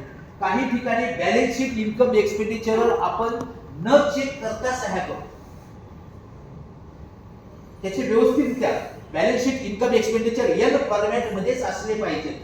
हे कोण म्हणतोय, ऍक्ट म्हणतोय, बायलॉज म्हणतोय, पण आपल्याला एन फॉर्मॅट माहिती आहे. चार्टर अकाउंटंट आहे पण तो चार्टर अकाउंटंट जर कॉर्पोरेट सेक्टर मध्ये असेल तर त्यांना ते एन फॉर्मॅट माहिती नाही. आमचे तुमच्यासारखेच एक मित्र धर्मामधलेच पिंपरीकर साहेब, ते काय सांगतात, बॅलन्स शीट असं चाललं होतं, म्हटलं हे एन फॉर्मॅट मध्ये नाही, असं नको. ते म्हटलं हे मी म्हटलं कशा, ते म्हणलं कशाच्या आधारे म्हणतात, मी म्हटलं हे बायला तुम्ही म्हटलं की आपलं हे एन फॉर्मॅट मध्ये नाही, ते म्हणजे बायला फेकून देतो आहे. त्यांचा म्हणजे तसं म्हणण्याचं कारण काय की त्यांना या क्षेत्राची माहिती नाही, अनुभव. उदाहरणार्थ आता 25% of profit 25% of surplus should be transfer to reserve fund, असं एका ठिकाणी आपल्या बायलांमध्ये म्हटलेलं आहे. हे तुम्हाला ऑडिटर अकाउंटंट सांगत नाही, कारण त्या पिरियडमध्ये ऑडिटर अकाउंटंटला मान वर करायला वेळ नसतो. त्यांना ठराविक काळामध्ये त्यांना सगळं ते द्यायचं असतं. ते म्हणतात एकाचा फोन घेतला तर त्याच्यात एक सोसायटीचा ऑडिट रिपोर्ट तयार होतो, ते तुमच्या फोनवर त्यांना बोलायला वेळ नसतो. या सगळ्या गोष्टी ते तुम्हाला सांगत बसत नाही. म्हणजेच आपल्याला याच्याबाबतची माहिती पाहिजे. थोडक्यात म्हणजे अॅन्युअल जनरल मीटिंगशी निगडीत तुम्हाला सगळे प्रश्न. त्याचबरोबर आता काही गोष्टी अशा आहेत की अॅन्युअल जनरल मीटिंग पर्यंत आम्हाला थांबता येत नाही. मग त्यावेळेस काय करायचं? समजा सोसायटीचं एखादं काम, त्याचं बजेट पण जरा जास्त. आता तुमच्याकडनं बजेटचा प्रश्न नेहमी येणार आहे. एका ठिकाणी कायदा असं म्हणतोय की वार्षिक सर्वसाधारण सभेची पूर्व मंजुरी घेऊन त्या मोठ्या कामाला हात घाला. मोठ्या कामाला वार्षिक सर्वसाधारण सभा सप्टेंबर महिन्यामध्ये होणार आहे. तोपर्यंत जून पासून पावसाळा सुरू होणार आहे. जून जुलै ऑगस्ट मध्ये काय होईल ते सांगता येत नाही. तोपर्यंत थांबवणं शक्य नाही. मग त्याच्या अगोदरच काम करून घेणं आवश्यक आहे. पण कायदा तिकडे असं होतं. मग त्याला उपाय काय? मग त्याच्या अगोदर तुम्हाला स्पेशल जनरल मीटिंग घेता येईल का? तर घेता येते. स्पेशल जनरल मीटिंग कॉल करता येते का? कॉल करता येते. कोण कॉल करू शकतो? कधी कधी काही वेळेस समजा चेअरमन कॉल करू शकतो का? करू शकतो. सेक्रेटरी वगैरे त्या मॅनेजमेंट कमिटीच्या मेंबर लोकांनी किती टक्के लोकांनी समजा त्यांना रिक्वेस्ट केल्या तर कॉल करू शकतो. काही वेळेस मॅनेजमेंट कमिटी त्याच्यामध्ये हे नसते, पण मेंबर किती टक्के लोकांनी तुम्हाला सिग्नेचर करून दिल्यानंतर तुम्ही कॉल करू शकता. त्या स्पेशल जनरल मीटिंगची विषय पत्रिका कशी असावी, त्याच्यामध्ये किती विषयावर कामकाज करता येतं, विषय पत्रिकेच्या एखादा विषय असेल तर त्याच्या व्यतिरिक्त दुसऱ्या विषयावर त्या मीटिंगमध्ये चर्चा करता येत नाही आणि चर्चा करून त्याच्यावर निर्णय घेता येत नाही. जरी असे तुम्ही निर्णय घेतले तरी ते बेकायदेशीर ठरतात. त्याची नोटीस किती दिवसाची असावी, त्याचं मिनिट्स कशा पद्धतीने लिहावं. जर समजा मॅनेजमेंट कमिटीला मेंबर्स कडून समजा तशा प्रकारचं विनंती वजा पत्र दिलं आणि मॅनेजमेंट कमिटी आणि मेंबर्स मध्ये सुसंवादाचं वातावरण आहे, मॅनेजमेंट कमिटी ऐकत नाही त्यांना, तर अशा वेळेस त्या मेंबरनी कोणाकडे जावं, या संपूर्ण बाबतचं मार्गदर्शन तुम्हाला त्या ठिकाणी मिळेल. म्हणजेच याच्यासाठी तुम्हाला काय करायचं, डिटेल मतदान जर व्हायची वेळ आली तर त्याचे निर्णय कसे घ्यावेत. एका व्यक्तीला एक मत आहे का? आहे. त्याच्यानंतर एक व्यक्ती म्हणजे एका कुटुंबामध्ये 4 लोक आले तर 4 मतदान देऊ शकतात का? नाही. 4 लोक मीटिंगला उपस्थित राहू शकतात का? कायदा तशी परमिशन देत नाही. प्रॉक्सी मेंबरला त्या ठिकाणी उपस्थित राहण्याचा अधिकार आहे का? कायदा परमिशन देत नाही. या सगळ्या बाबतची माहिती कुठे त्या बायलाच म्हणतात. हे सगळं कुठं पाहिजे तुम्ही? 85 ते 109 बघा, बाकी तुम्हाला बाकीची काय गरज नाही. बरोबर आहे. आता त्याच्या पुढे नंतर आपल्या हाऊसिंग सोसायटीचं मॅनेजमेंट कसं चालवावं. आपण म्हणतो अॅन्युअल जनरल मीटिंगलाच का बॅलन्स शीट द्यायचं आणि मध्ये का द्यायचं नाही? कायद्यामध्ये तशी तरतूद आहे, म्हणजे बायलॉज मध्ये आहे. ऍडमिनिस्ट्रेशन, मॅनेजमेंट, व्यवस्थापन आपल्या सोसायटीचं कसं चाललं पाहिजे याच्याबाबतची माहिती पाहिजे. हो, पूर्ण बायलॉज वाचायला वेळ नाही, वाचू नका. कंटाळले असेल तर तुम्हाला कंटाळू नका. बायलॉज नंबर 110 ते 140. 110 ते 140 मध्ये काय तुम्हाला माहिती मिळेल? अॅन्युअल जनरल मीटिंग सुप्रीम आहे. अॅन्युअल जनरल मीटिंगच्या वतीनं मॅनेजमेंट कमिटी कामकाज करते. मॅनेजमेंट कमिटीनं दैनंदिन कामकाज करत असताना समजा बँक अकाउंट ओपन करायचे, बँक अकाउंट ऑपरेट करण्याची अधिकार, त्याची कार्यपद्धती काय आहे. मॅनेजमेंट कमिटीच्या सोसायटीच्या सभासद संख्येच्या प्रमाणामध्ये मॅनेजमेंट कमिटीची संख्या किती असावी, त्याची रचना विभागणी कशी असावी. उदाहरणार्थ 100 पर्यंत सभासद असतील तर तिथं 11 लोकांची मॅनेजमेंट कमिटी असावी. 11ची रचना कशी असावी. 6 from open category, 2 seats are reserved for ladies, 1 seat is reserved SC ST, 1 for OBC and 1 for VG and SBC. Same तसेच पुढे 11चे 13 होईल. इथं जनरल कॅटेगरी 6 च्या ऐवजी 8 होती. 13चे 15 होईल, 8 च्या ऐवजी 10 होती. जनरल कॅटेगरी मध्ये फक्त 2 संख्या वाटतात. मॅक्झिमम किती असं जास्तीत जास्त 19-21 पर्यंत. बरोबर आहे ना, त्याच्यापेक्षा जास्त नाही. म्हणजे हे सगळे टेबल त्या ठिकाणी दिलेले आहेत. मॅनेजमेंट कमिटीचा कार्यकाल किती वर्षाचा असावा. मॅनेजमेंट कमिटीची निवडणूक प्रक्रिया कधी घ्यावी. मॅनेजमेंट कमिटीचा कार्यकाल संपायच्या अगोदर किती दिवसापूर्वी निवडणूक प्रक्रियासाठी सुरुवात करणं मॅनेजमेंट कमिटीची जबाबदारी आहे. या छोट्या कारणास्तव मॅनेजमेंट कमिटीला काही वेळेला दोषी ठरवलं जातं. मॅनेजमेंट कमिटीमध्ये येण्यासाठी who is eligible and who is not eligible, पात्र कोण आणि अपात्र कोण. मॅनेजमेंट कमिटीमध्ये कामकाज करत असताना मी मॅनेजमेंट कमिटीचा मेंबर आहे किंवा मी पदाधिकारी आणि माझ्या व्यक्तिगत स्वार्थाचा विषय जर त्या ठिकाणी येत असेल त्या कमिटीमध्ये तर मी स्वतः त्या मीटिंगला हजर नाही राहिलं पाहिजे असं नैतिक अधिष्ठान त्या कायदा तुमच्याकडून अपेक्षित करतोय. या ठिकाणी जर तुमच्याकडे नैतिकता असेल ना तर कायद्याची पायलाची सुद्धा गरज नाही. पण जिथे नैतिकता संपली तिथं कायद्याची घालायची गरज लागली. एक काळ असा होता की प्राण जाय पर वचन न जाय, शब्दाला किंमत होती, वचनाला किंमत होती, त्यावेळेस कायद्याची गरज नव्हती. आता स्वार्थ आणि बेमानी प्रवृत्ती वाढल्यामुळे लोक ऐकत नाहीत, म्हणून ह्या कायद्याची गरज नाही. वस्तुस्थिती आहे. मग काही वेळेस तुम्हाला बऱ्याच वेळेला या कायद्याचाच आधार घेतल्याशिवाय तुमच्या समोर पर्यायच राहत नाही. बऱ्याच वेळेला मॅनेजमेंट कमिटीमध्ये असं होतं, काही ठिकाणी आम्ही असं उदाहरण बघितलं, एका ठिकाणी इलेक्शन घ्यायला गेलं, इलेक्शनच्या ऑर्डर कोणी गेलं इलेक्शन घ्यायला, बाकीचे चेअरमन आणि बाकीचे कमिटी मेंबर आमच्याकडे आले, नाही सॉरी सेक्रेटरी आणि बाकीची कमिटी मेंबर फक्त ऑफिसमध्ये डेप्युटी रजिस्ट्रार, आणि हे निघून गेले की दिवशी अध्यक्ष आले. अध्यक्ष त्या ठिकाणी आल्यानंतर ते म्हणले आमच्या तिकडे निवडणूक आले की आमच्याकडे तलवारीत निघणार, तुम्ही साहेब यायचं होतं. तर मी ते मॅनेजमेंट कमिटीला म्हणलं ते असेच म्हणताय, ते म्हणले ते आम्हाला पण त्याची भीती ती आम्ही त्यांच्या समोर जाऊ शकत नाही, तलवारच काढतो. एका ठिकाणी अशी परिस्थिती आहे ना, अध्यक्ष आणि मॅनेजमेंट कमिटीच्या मेंबरला तिथल्या सेक्रेटरी आणि त्या ट्रेझरने ते चावी घेतली, तिथं मध्ये शिवले. काय भयानक अवस्था आहे. म्हणजे हे अशा पद्धतीची अवस्था मॅनेजमेंट कमिटीमध्ये असेल तर त्या सोसायटीचं काय होणार मला तुम्ही सांगा. हे होऊ नये. मग हे टाळावं जर झालेलं असेल तर त्याच्यामध्ये काय करायचंय, सुसंवाद. तुम्ही जर केसेस करत राहिला, पोलीस स्टेशनला जा, डेप्युटी रजिस्ट्रारला जा, कमिशनरकडे तक्रार कर, मुख्यमंत्र्याकडे तक्रार कर, शेवटी ते तुमच्याच पशी येणार आहे. तुम्ही जोपर्यंत एकत्र येत नाही तोपर्यंत तक्रार मिटत नाही. महाभारत एवढं मोठं झालं, त्याच्यामध्ये पांडव गेले 11 त्यांचे किती 7 अक्षौहिणी होते ना, आणि कौरवांचे 11 अक्षौहिणी होते ना, 18 अक्षौहिणी सैन्य सगळं खलास झालं आणि दोन्ही पक्ष बरबाद झाले. कशाला भांडणं करायचे. मग याचा पर्याय काय, या बायलॉच आधार.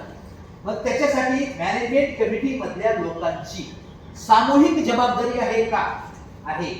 फक्त चेअरमन सेक्रेटरीची जबाबदारी, ट्रेझरची त्या तिघाची जबाबदारी आणि बाकीच्या लोकांची काय नाही. काही ठिकाणी असं होतं, बाकीचे लोक काय करतात, बरोबर चेअरमन सेक्रेटरी ट्रेझरला आपण फक्त तमाशा बघायचा, फोटो काढण्यापुरतं त्यांच्या बरोबर जायचं, बाकीचं काहीच करायचं नाही, फाटला बोल त्यांची. काही ठिकाणी असं उदाहरण आहे, या मॅनेजमेंट कमिटीमध्ये असणारा प्रतिनिधी अॅन्युअल जनरल मीटिंग मध्ये समोर येऊन बसतो, तोच प्रश्न 10 वेळा विचारतो. अरे 12 महिने तुम्ही त्या मीटिंग मध्ये आहे, तुम्हाला काही वाटलं पाहिजे. पण हेच जर त्याला समजावून सांगितलं, बाबा तुला विरोध करण्याचा अधिकार कुठे होता, तू मॅनेजमेंट कमिटी मेंबर आहेस, तू मॅनेजमेंट कमिटी मंथली मीटिंग मध्ये तू तिथं होतात ना, हो तिथं तू विरोध नोंदवायला पाहिजे होता. तो म्हणला नाही, त्यांनी माझा विरोध नोंदून घेतला नाही, रायटिंग मध्ये पत्र दे, त्याचे अॅक्नॉलेजमेंट घे, ते तिथं हे कर, तुला इथं बोलायची गरज नाही. इथं सर्वसामान्य सभासदांना 364 दिवस तुम्ही तिकडे पदाधिकारी म्हणून मिळवता, 1 दिवस त्या सभासदांचा आहे. सभासदांनी विचारलेल्या प्रश्नाला जसे चेअरमन सेक्रेटरी जबाबदार आहेत, त्या प्रश्नाचं उत्तर देण्यासाठी तो प्रश्न विचारणारा तो मॅनेजमेंट कमिटीचा मेंबर म्हणून तुझी देखील सामूहिक नैतिक जिम्मेदारी आहे. तू इकडे बसून त्या प्रश्नाला उत्तर दे. हे त्याला समजावून सांगितल्याबरोबर आणि त्याला त्याच्यासाठी पुरावे दाखल त्याला जर दाखवलं की हे बायलॉज असं म्हणतोय, वाचा बायलॉ नंबर 137, 38, 39 आणि 40 बायलॉज वाचा. कारण लोकांना जे कशी सरळ कशी ऐकत नाहीत ना, त्यांना त्या कायद्यामध्ये त्यांची तरतूद आहे ते दाखवलं की नंतर लोक घाबरतात. अरे कायद्यामध्ये असे ना, मग आपल्यावर येऊ. ज्याचा कदाचित तू अशा पद्धतीने वागत असतील तर तुला काढून टाकण्याची देखील तरतूद आहे का, आहे. तुला पेनल्टी लावण्याची तरतूद आहे का, आहे. वार्षिक सर्वसाधारण सभेनं तू थर्ड केल्यावर ते प्रमाणे तुला असं कारवाई करता येईल का, करता येतं. हे त्याला सांगितलं तू म्हणणार आहे. म्हणजे आपल्याला कोणाला दबावाखाली घ्यायचं नाही, पण प्रत्येकाने त्याला त्याचे अधिकार, कर्तव्य, त्याच बरोबर त्याची जबाबदारी. आणि याच्यामध्ये आमचं व्यक्तिगत काय नाही, सगळ्यांना आपण सगळे मिळून चालू आहे. या भाषेमध्ये आपण त्यांना समजावून सांगितलं की ज्याचे तुमच्याविषयी प्रचंड गैरसमज निर्माण झालेले असतील ती व्यक्ती देखील तुमच्याकडे येईल. सेक्रेटरीचं काय करावं. आता सेक्रेटरी आणि चेअरमन बाबत इथं कसं आहे, तुम्ही चेअरमन आहेत ना, सेक्रेटरी आणि चेअरमन बाबत इथं भूमिका कशी. देशामध्ये जास्तीत जास्त शिव्या कोणाला देतात, पंतप्रधानाला. राष्ट्रपतीला काय कोणी शिव्या देत नाही. राज्य पातळीवर जास्तीत जास्त शिव्या कोणाला देतात, मुख्यमंत्र्याला. बाकीचे म्हणजे तुम्ही नशीबवान आहे, तुमच्यासाठी टाळ्या वाजल्या. काही ठिकाणी असं पण बघायला मिळालं की सेक्रेटरीला तर संयम असलाच पाहिजे आणि त्याच्यापेक्षा हसतमुख आणि जास्त संयमी अध्यक्ष पाहिजे. म्हणजे का की सेक्रेटरीलाही जरा थोडस बैठकानंतर किंवा मेंबर बैठकानंतर त्यांना सांभाळण्याची क्षमता त्या चेअरमनकडे असली पाहिजे.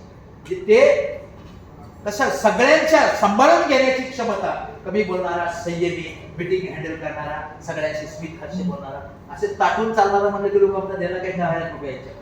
म्हणजे अशा पद्धतीच्या चेअरमनची बऱ्याचशा सोसायटीमध्ये गरज असते. तशा पद्धतीने तुम्ही दोघंजण कामकाज करताय असं मला वाटतंय आणि इथून पुढे पण कराल अशी परमेश्वर चरणी प्रार्थना करतो. बरोबर आहे की नाही? तर या दृष्टिकोनातून आपल्याला आपली सामूहिक जिम्मेदारी म्हणजे तुमची जिम्मेदारी आहे तुमच्या बाबत काय ही संपूर्ण बायलाच नंबर सहित दिलेले आहे. सेक्रेटरीने काय करावं, हे करावं, ते करावं, ते करावं आणि ते सेक्रेटरी म्हणजे नाकीन आले त्याच्या अशी परिस्थिती होते. पण चेअरमनला काय करायचं, तो करत नसेल तर ते असं करायचं. बरोबर आहे. त्यांनी मीटिंग नोटीस काढण्यामध्ये कमी पडत असेल तर चेअरमन हे करू शकतो. चेअरमनने त्यांना सगळ्यांना विश्वासात घेऊन हे असं करा, त्यांचे सुपरविजन करा, या सगळ्या गोष्टी त्याच्यामध्ये आहेत. म्हणजे शेवटी तुम्हाला एकत्र आल्याशिवाय पर्याय नाही. याबाबत मॅनेजमेंट कमिटीने कसं कामकाज करावं 110 ते 140 मध्ये पुढचा जो भाग आहे 141 ते 147 बायलॉ नंबर मध्ये, याच्यामध्ये दोन बायलॉ महत्वाचे. कशासाठी? बुक्स अँड रेकॉर्ड्स काय ठेवावे. काहीही मला एबीसीडी माहित नाही, अचानक सोसायटीच्या मेंबरने मला अचानक चेअरमन बनवलं आणि मला तर झोपच येत नाही. अरे काय पूर्वीच्या लोकांनी काय घोटाळा करून ठेवला, काय पुढे काय करायचं, कोणते बुक्स ठेवावेत, काय रेकॉर्ड ठेवावं, काही मला एबीसीडी काही माहिती नाही. घाबरून जाऊ नका. तुमच्याकडे प्रामाणिकपणा असेल आणि कायद्यामध्ये काय तरतूद आहे याचा अभ्यास करण्याची तुमची जर प्रवृत्ती असेल तुम्हाला कोणी फसवू शकणार नाही. मग काय करा, बायलॉ नंबर 141, 42, 141 मध्ये कोणकोणते रेकॉर्ड म्हणजे बुक्स असावेत, आय रजिस्टर, जे रजिस्टर, हे रजिस्टर, सगळी यादी त्याच्यामध्ये दिलेली आहे. किती प्रकारच्या फाईल असाव्या त्याची लिस्ट 142 मध्ये दिलेली आहे. त्याच्यापेक्षा जास्त फाईल ठेवता आल्या तर अजून ठेवा, चांगली गोष्ट. म्हणजे बेसिकली तुम्हाला त्याच्यामधून ते नॉलेज मिळते. साधारणतः 142, 141 हे झाल्यानंतर मग बाकीचे जे काही किरकोळ प्रश्न समजा की आता हे काही किरकोळ जे आहेत त्याच्यामध्ये थोडेसे जास्त काय. आता उदाहरणार्थ 1500 पेक्षा जास्त पेमेंट समजा कॅश न करू नये. म्हणजे आता हे काही वेळेस तुम्ही नाक्यावरचे लेबर पकडून आणले तर त्यांना ते चेक द्यायचा म्हणून उद्या जरी लेबरच येत नाहीत कामाला, अडचण अशी होते. पण पुन्हा त्याचं उल्लंघन आपल्याकडून होऊ नये याची दक्षता आपण घ्यायची. 5,000 रुपयांपेक्षा कॅश इन हँड असू नये. म्हणजे आता एवढ्या मोठ्या सोसायटीमध्ये खरं 5,000 रुपये म्हणजे हे काहीच नाही, पण नाही राहते. याच्यामध्ये जर भविष्यामध्ये कदाचित आपल्याला बदल करावे असं वाटलं तर त्याच्यासाठी त्यांचं ज्यावेळेस नोटिफिकेशन निघतं आणि त्यावेळेस सूचना हरकती मागवल्या जातात शासनाकडून, त्यावेळेस याबाबत आपण अवश्य बदल करू शकतो. पण त्याच्यासाठी त्यांना निवेदन पाठवण्यासाठी आपल्याला याचा अभ्यास असणं आपल्याला गरजेचं आहे. त्याच्यानंतर पूर्वी काय असायचं, कॅश ट्रान्झॅक्शन जास्त असायचे. आता बहुतेक कॅश ट्रान्झॅक्शन असतच नाही. नाहीतर पूर्वी तारण घ्यावं त्यांच्याकडून, मॅनेजरकडून वगैरे, कॅशियरकडून, अशी एक त्याच्यामध्ये तरतूद होती. म्हणजे हे सगळं 141 ते 47 मध्ये appropriation of profit and write off dues. आता तुमच्याकडे खर्चाला तुम्हाला मर्यादा घातली, बरोबर आहे का? खर्चाला देखील किंवा समजा 25 मेंबर पर्यंत सोसायटी असेल तर 25,000, 50 मेंबर सोसायटी असेल तर 50. म्हणजे मॅनेजमेंट कमिटीच्या अधिकार कक्षेमध्ये तुम्हाला जास्तीत जास्त 1 लाख, बरोबर आहे. तशाच पद्धतीने इथं एखाद्या काही सोसायटीमध्ये किंवा पूर्वीच्या पासून काही रक्कम दिसते ते राईट ऑफ करायचं, तर राईट ऑफ मॅनेजमेंट कमिटी त्यांच्याच मीटिंगमध्ये लगेच राईट ऑफ करू शकते का? तर नाही करू शकत. त्याच्यासाठी म्हणजे थोडक्यात म्हणजे काय केलंय की जे काही आहे ते सर्व कोणाचं आहे, सगळ्यांचं आहे ना. हो, मग सगळ्यांच्या समोर ना काय जे व्हायचं त्याच्यामध्ये कसला कमीपणा आहे. ते म्हटले उद्या असं करायचं तर करायचं, नाही करायचं नाही करायचं, त्या सोडून काय करायचं म्हणजे अशा पद्धतीनं आपण जर कामकाज करायचं ठरवलं म्हणजे appropriation of profit and write off dues. Appropriation of profit म्हणजे तुम्हाला सांगितलं की जो आपल्या एका फिनान्शियल इयरमध्ये जो आपल्याकडे कॉन्ट्रीब्युशन जमा झालेला आहे त्याच्यामध्ये समजा एक काय तुमच्याकडे 80 लाख रुपये जमा झाले, बरोबर आहे. 80 लाख रुपये जमा झाले, त्याच्यामध्ये जर 75 लाख रुपीज जर समजा एक्सपेंडिचर झालेला असेल तर 5 लाख रुपये जर तुमच्याकडे सरप्लस असलेल्या फिनान्शियल इयरमध्ये तर त्याच्यामध्ये 25% should be transfer to reserve fund. हे बायलॉमध्ये 148 मध्ये पण त्या ठिकाणी दिलेलं आहे. 149 मध्ये राईट ऑफ ड्यूज बाबतची ही प्रक्रिया समजा दिलेली आहे. त्याच्यासाठी तुम्हाला वार्षिक सर्वसाधारण सभेसमोर किंवा विशेष सर्वसाधारण सभेसमोरच जायचं, ही प्रक्रिया आहे. पुढचा जो ग्रुप येतोय तो ऑडिट. ऑडिट हे तुमच्या दृष्टीने अत्यंत महत्वाचं आहे. आता उदाहरणार्थ ऑडिटला आता साधारण गोष्ट आहे, आता ही ट्रेनिंग तुम्ही आज 31 लाच का ठेवली, साधी गोष्ट नाही. या ऑडिटच्या ते या वर्षातला आपला रिमार्क निघून जावा म्हणजे हे गोष्ट तुम्ही गांभीर्याने घेतलेली. तुमचं कौतुक करावं तेवढं कमी, बरोबर, तुम्ही म्हणजे चांगला निर्णय घ्यायचा. बऱ्याच सोसायटीने आम्हाला 31 तारीख पाहिजे, 30 तारीख पाहिजे, इतक्या मागायला गेल्या पण आम्ही म्हटलं आता आज तुमच्याकडे तुम्ही येतोय, आज तुमची तारीख असल्यामुळे आम्हाला तिकडे तारीख देत आहे, कुठे भाईंदरपाड्याचे रोड ते म्हणजे आम्हाला 31 पाहिजे. म्हटलं नाही होणार, कसं शक्य आहे?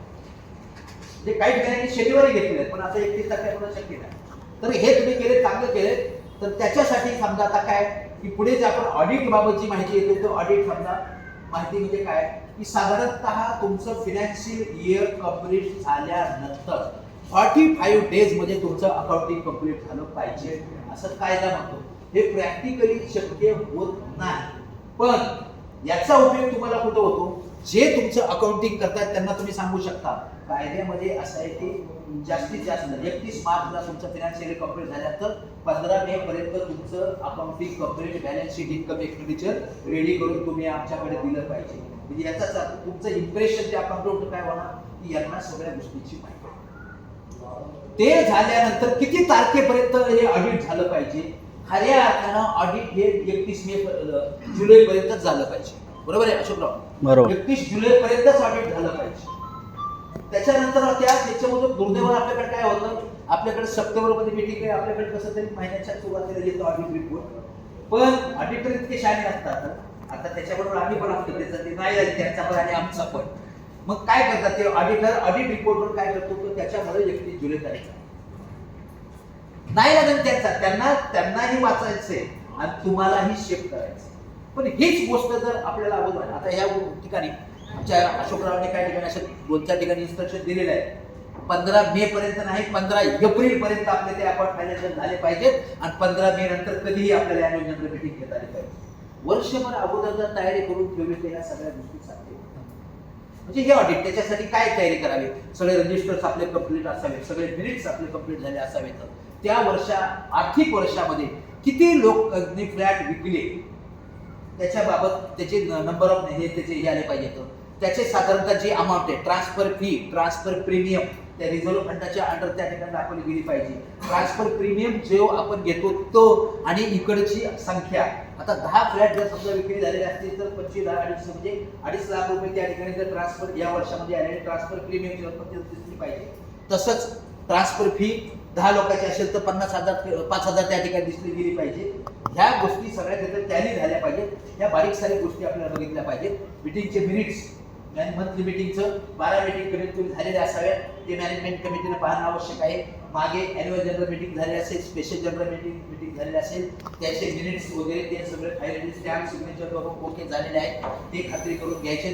सगळे रजिस्टर, त्याच्यात बॅलन्स शीट इन्कम एक्सपेंडिचर आपल्याकडे जे येईल फॉर्मॅटमध्ये आहे, त्याच्यासोबत जे शेड्यूल दिलेले आहेत ते बरोबर आहेत का, ते एकमेक असे टॅली होतात का, ड्यूजवाल्याचे व्यक्ती काही लिस्ट दिलेली असेल, ॲडव्हान्स पेमेंट कोणाचा आलेला असेल त्याची लिस्ट दिलेली असेल, ते खरोखर टॅली होतात की नाही याची आपण स्वतः खात्री करून घेणं आवश्यक आहे. कारण सह्या तुम्हाला करायची आहे. जर त्याच्यामध्ये चूक झाली तर जबाबदारी तुम्हाला पकडलं जातं, कारण तुमच्या सह्या, अकाउंटंटची सही त्याच्यावर नसतेच, ऑडिटर हा नंतर सही करतो. म्हणजे त्याच्यामुळे काही गोष्टी आपल्याला कायदेशीर बघणं आवश्यक आहे. ऑडिट झाल्यानंतर वा की समजा ऑडिट रेक्टिफिकेशन रिपोर्ट किती दिवसामध्ये तिकडे आपण सबमिट केला पाहिजे. ऑडिट रेक्टिफिकेशन रिपोर्ट ठराविक फॉर्मॅटमध्येच पाहिजे. पूर्वी ऑडिट रेक्टिफिकेशन रिपोर्ट सोसायटी त्यांच्या मनानं तयार करून द्यायची, आता तसं ठेवलेलं नाही. ते तुम्ही जे त्याच्याबाबत जे पॉईंट्स दोष काढलेले आहेत, त्रुटी दिलेल्या आहेत, त्याच्यावर तुम्ही जे रिमार्क लिहिलेले आहेत त्या रिमार्कवर त्याला म्हणजे ऑडिटरला ते मान्य आहेत की नाही त्याच्यावर तो ओके म्हणतो की त्याला अजून काय म्हणायचे, त्याच्या तिथं काउंटर सिग्नेचर घेतल्या गेल्या पाहिजे. त्याच्यानंतर ते विदिन 90 डेज मध्ये ते तिकडे सबमिट केलं गेलं पाहिजे. याला पाहिजे त्या मीटिंगमध्ये मंजुरी घेतली गेली पाहिजे. या सगळ्या गोष्टीची तुम्हाला म्हणजे रेकॉर्ड तुम्हाला सगळी माहिती असली पाहिजे. याच्याशी रिलेटेड काही रिटर्न्स वेळोवेळी त्या ठराविक कालावधीमध्ये ते तिकडे भरले गेले पाहिजेत. कारण हे सगळे प्रश्न ऑडिटरशी निगडीत आहे. ऑडिटर त्या संपूर्ण फॉर्ममध्ये ते प्रत्येक गोष्ट तुम्हाला विचारत असतो की आय रजिस्टर कंप्लीट आहे का, जे कंप्लीट आहे का, नॉमिनेशन आहे का, हे आहे का, ते आहे का, सगळ्या प्रत्येक गोष्टी त्या ठिकाणी नोंद घेतली जाते. येस किंवा नो त्याला त्या ठिकाणी त्याचं म्हणावं लागतं. त्यानं जर त्याच्या पॉईंटमध्ये ह्या गोष्टीचं विश्लेषण किंवा त्यानं रिमार्क नाही दिली तर तो पण अडचणीत येऊ शकतो. म्हणजेच कायद्यामध्ये ज्या काही तरतुदी आहेत तुम्ही बायलॉजचा अभ्यास केल्यानंतर तुम्हाला ऑटोमॅटिकली ऑडिटसाठी काय लागतं आणि काय नाही हे देखील तुम्ही हे करू शकता. म्हणजे ऑडिट येणार आहे आता ऑडिटर म्हणून टेन्शन घ्यायची गरज नाही. इमिजिएट लगेच हे आमचं रेडी, हे घ्या तुम्हाला, हे जे लिस्ट आहे हे रजिस्टर आमच्या हे तुमचं बघा तुम्हाला काय बघा. म्हणजे तुम्हाला शांतीपूर्ण झोप लागेल. त्याच्यासाठी 151 153 मध्ये आहे, 154 ते 171 मध्ये मग बाकीच्या सगळ्या छोट्या छोट्या बाबी. 154 ते 171 मध्ये म्हणजे काय, आपल्या सोसायटीचं उद्दिष्ट काय, महत्वाचं उद्दिष्ट, ज्या जमिनीवर आपली बिल्डिंग उभी आहे ती जमीन देखील आपल्या सोसायटीच्या नावाची असली पाहिजे. 7 बारावर आपल्या सोसायटीचं नाव असलं पाहिजे, बरोबर आहे. त्याच्यासाठी प्रयत्न कुणी करावे तर कायदा ह्या सोसायटीचे लीडर, रिप्रेझेंटेटिव्ह, प्रतिनिधी, मॅनेजमेंट कमिटी राहतील तुमच्याकडून अपेक्षित करतो. आता सगळ्याच अपेक्षा आपण पूर्ण करू शकतो असं नाही, पण त्याच्यासाठी मॅनेजमेंट कमिटीला जे जे शक्य आहे त्याच्यासाठी त्यांनी प्रयत्न करणं आवश्यक आहे असं कायदा त्याच्यामध्ये म्हणतो, बरोबर आहे. त्याच्यानंतर सोसायटीची बिल्डिंग सुरक्षित ठेवण्यासाठी अनेक अशा काही दुर्घटना घडून आहेत आणि म्हणजे रोल काय कधी होईल सांगता येत नाही. त्याच्यासाठी आपल्या बिल्डिंगचा विमा घेतला पाहिजे, इन्शुरन्स घेतला पाहिजे, हे मॅनेजमेंट कमिटीवर जबाबदारी आहे. त्याच्यानंतर आपल्या बिल्डिंगमध्ये समजा लिफ्ट आहे तर त्याचे वेळोवेळी इन्स्पेक्शन वगैरे होते की नाही, त्याच्यानंतर फायर हे काय आहे त्याच्याबाबत वेळोवेळी त्याची तपासणी वगैरे केली का नाही. बाकी दुसरे काही म्हणजे अचानक असे काही दुर्घटना जर झाली तर त्यावेळेस कशा पद्धतीने त्याला तोंड द्यावं, त्याच्यावर उपाययोजना करण्यासाठी तुम्ही काय उपाययोजना तुमच्या काय नियोजन कशा पद्धतीने काय केलेलं आहे का नाही. त्याचबरोबर आपल्या सोसायटीच्या ज्या सामूहिक स्वरूपाच्या मालकीची जी जागा आहे, टेरेस आहे किंवा इतर त्या जागा, त्याचा कोणीतरी दुरुपयोग करत नाही ना, त्याच्यावर कोणी अतिक्रमण करत नाही ना, याच्यावर दक्षता घेणं, त्याचा प्रतिबंध करणं, हे सगळ्या गोष्टी तुमच्या अधिकार कक्षामध्ये येता येतं. त्याच्यावर असं जर कोणी करत असेल तर त्याच्यावर वारंवार त्यांना तशा सूचना देणे, विशिष्ट नियमाच्या आधारे आपल्या संपूर्ण याची जी धोरणात्मक पॉलिसी ठरलेली असेल त्याच्या आधारे त्यांना सूचना करणे, अशी कितीतरी वेळा सांगूनही जर कोणी असं ऐकत नसेल तर त्यांच्यावर एखाद्या सभासदावर अशी काही कायदेशीर कारवाई करता येते का. कारवाई करण्यापूर्वी आपल्या देशातले कायदे कसे काय, प्रत्येकाला त्याची बाजू मांडण्याचा अधिकार देण्यात आलेला आहे. त्याची बाजू मांडण्यासाठी वेळोवेळी त्याला तशा पद्धतीनं बाजू मांडण्याची संधी आणि त्याला 2-3 वेळा तशा पद्धतीच्या नोटीस देणं आवश्यक आहे. एखाद्याला दंड लावायचा असेल तो मॅक्सिमम किती रुपयापर्यंत आपण लावू शकतो, वार्षिक साधारण सभेत त्याला मंजुरी घ्यावी किंवा घ्यावी वगैरे, या सगळ्या गोष्टीची त्याच्यावर मार्गदर्शन तुम्हाला त्या ठिकाणी आहे. मीटिंगच्या नोटीस, आता नोटीस बाबत सुरुवातीला एक काळ असा होता की ती नोटीस बोर्डावर लावली की ती आमची जबाबदारी संपली. आता साधारणतः निवडणूक प्रक्रियेमध्ये आता या हाऊसिंग सोसायटीच्या निवडणूक बाबत निवडणूक नियम 2014 तो वेगळे आले. आता त्याच्यामध्ये आणि याच्यामध्ये पण आले आता की आता जे तुम्हाला समजा हे करायचे की नोटीस जर द्यायची असेल तर नोटीस द्यायची असेल तर काही लोकांचं कसं म्हणजे आम्ही व्हॉट्सअपवर टाकले, पण व्हॉट्सअपला कायदेशीररित्या ठेवणार म्हणजे कोर्टाच्या समोर हे मॅटर गेलं तर त्याला ग्राह्य मानलं गेलेलं नाही.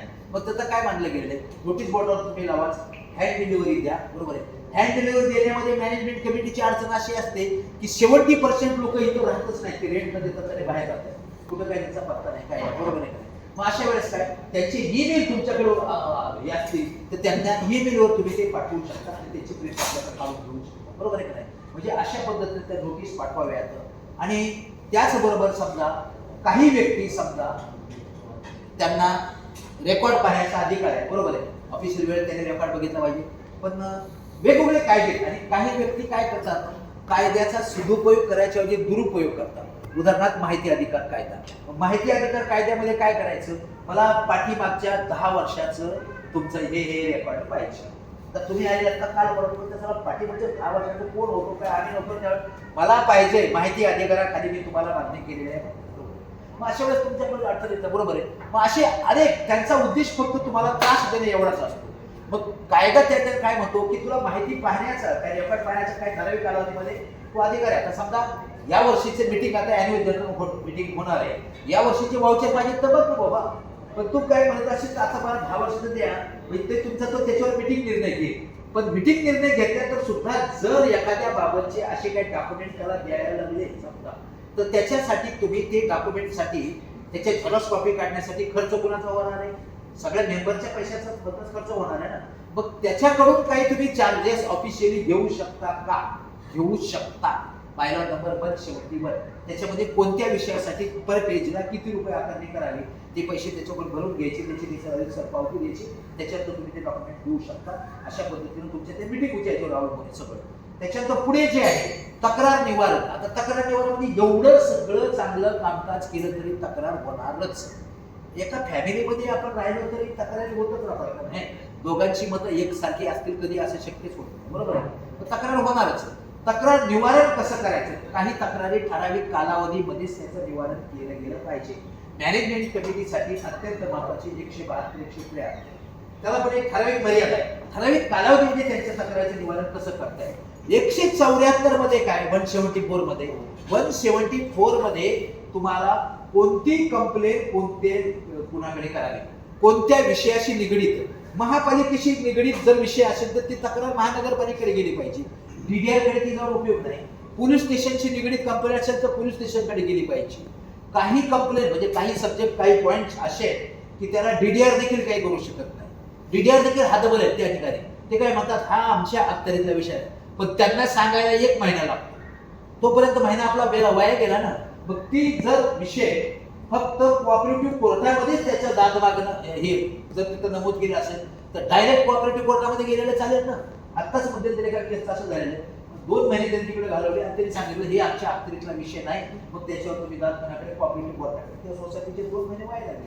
म्हणजे हे जर त्यांना माहिती असेल 174 मध्ये कोणत्या विषयाच्या तक्रारी कुठे कराव्यात, फेडरेशनकडे कोणत्या तक्रारी कराव्यात, डेप्युटी रजिस्ट्रारकडे कोणत्या तक्रारी कराव्यात, मॅनेजमेंट कमिटीकडे कोणत्या तक्रारी कराव्यात.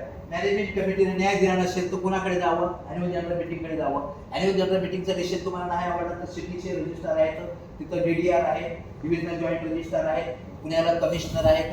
काही लोक त्याच्या पुढे स्टेट मिनिस्टर म्हणजे कोऑपरेटिव्हचे कॅबिनेट मिनिस्टर इथपर्यंत जातात, कोऑपरेटिव्ह सेक्रेटरी पर्यंत जातात. काही लोक हे सगळं खालचं विचारात न घेता डायरेक्ट मुख्यमंत्री पोर्टलवर तक्रार करतात. दुर्दैवाने मुख्यमंत्र्यांना त्याच्यामध्ये काहीच माहिती नसतं, म्हणून ते तिथून रिमार्क मारतात. पुन्हा कोऑपरेटिव्ह सेक्रेटरीकडे येतं, त्या सेक्रेटरीकडून पुन्हा इथलं कुठलं तरी कमिशनरकडे येतं, कमिशनरकडून कुठल्या डीडीआरच्या अंदर आहे ठाण्याला डीडीआर कडे येणार, तिथून डीडीआर कडून नंतर आपल्याकडे या. म्हणजे तो वेळ निघून गेलेला असतो. आपला वेळ वाया जाऊ नये याच्यासाठी ह्या गोष्टीची आपल्याला माहिती होणं आवश्यक आहे. तक्रार निवारणाबाबत 172 to 174 हे सगळं आलेलं आहे. 175 मध्ये आजच्या दृष्टीनं आजच्या तारखेला तुमच्या दृष्टीनं तो महत्वाचा विषय नाही, पण फ्युचर मध्ये कदाचित किंवा तुमच्या सहकार्याला एखाद्याला रिडेव्हलपमेंट बाबत शासनाचे मार्गदर्शक प्रिन्सिपल म्हणजे तत्व कसे आहेत याच्या बाबतची जर तुम्हाला माहिती पाहिजे असेल तर 175 सोबत एक शासनाचा तो GR ची कॉपी ती आहे. तशाच प्रकारचे विविध प्रकारचे नमुने त्या बायलॉजच्या पुस्तकामध्ये तुम्हाला दिलेले आहेत. हे झालं 175 बायलॉजचं विश्लेषण. त्याचबरोबर याच्याशी निगडीत तुमच्या ज्ञानामध्ये अजून जास्त प्रकारे भर पाडण्यासाठी पुन्हा हे 154 ब प्रकरण आलेलं आहे. या 154 ब मध्ये देखील एकूण 21 पॉइंट आहे. साधारणतः त्याच्यामध्ये अशाच प्रकारच्या संपूर्ण बाबी आहेत. स्वतः बदल काहीतरी असेल, एज्युकेशन अँड ट्रेनिंग बाबत सुद्धा याच्यामध्ये सगळं महत्वाचं आहे. फेडरेशनची कर्तव्य काय, फेडरेशन कसं असं म्हणजे याच्याशीच निगडीत हा सगळा पॉइंट आहे. म्हणजेच 175 बायलाचे हे पॉइंट आणि 154 ब हे जर सगळं तुम्ही पडत जसे जसा वेळ मिळेल त्या वेळी आपल्याला आवश्यक आहे, आपल्याला गरजेचं आहे. आपल्या डोक्यावरून जाईल असं वाटतं सुरुवातीला, डोक्यावरून जाणार नाही, ते तुमच्या हिताचं आहे. तुम्ही आमच्या तिकडे आपल्या त्या फेडरेशनमध्ये क्लासेस चालतात, हाऊसिंग सोसायटी मॅनेजमेंटचे क्लासेस. त्या मॅनेजमेंटच्या क्लासेसला काही senior citizen, charter accountant, CS, मंत्रालयामधून रिटायर झालेले डेप्युटी सेक्रेटरी किती आहेत का? दोष त्यांचा नाही. आपण जेवढे एज्युकेशन घेतले तिथे कुठेच आपल्याला हाऊसिंग सोसायटीचं नॉलेज बघायला मिळालं. पण आता आपण सदस्य आहोत आणि आपल्याला ते गरजेचं आहे. म्हणून हे तुम्ही हे करा, वाचा.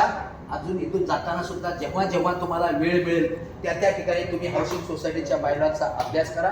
कमी वेळ असेल, मगाशी मी आतापर्यंत जे सांगितलं तुम्हाला ते ग्रुप तयार करून दिलेले आहेत, तशा त्या ग्रुपमध्ये तुम्ही जाऊन तेवढ्याच वेळेत तुम्ही तुमच्या प्रश्नाची उत्तरं तुम्ही शोधा आणि तुम्ही इतरांनाही याचं नॉलेज द्या, त्यांना सहकार्य करा, सगळ्यांचा आदर करा. याच्यामधूनच तुमचं आमचं सर्वांचं कल्याण होईल आणि सर्वांचं कल्याण व्हावं हेच खरा शिक्षण आणि प्रशिक्षणाचा उद्देश आहे. आपण सर्वांचा मी फार वेळ घेतला त्याच्याबद्दल मी सर्वांची माफी मागतो.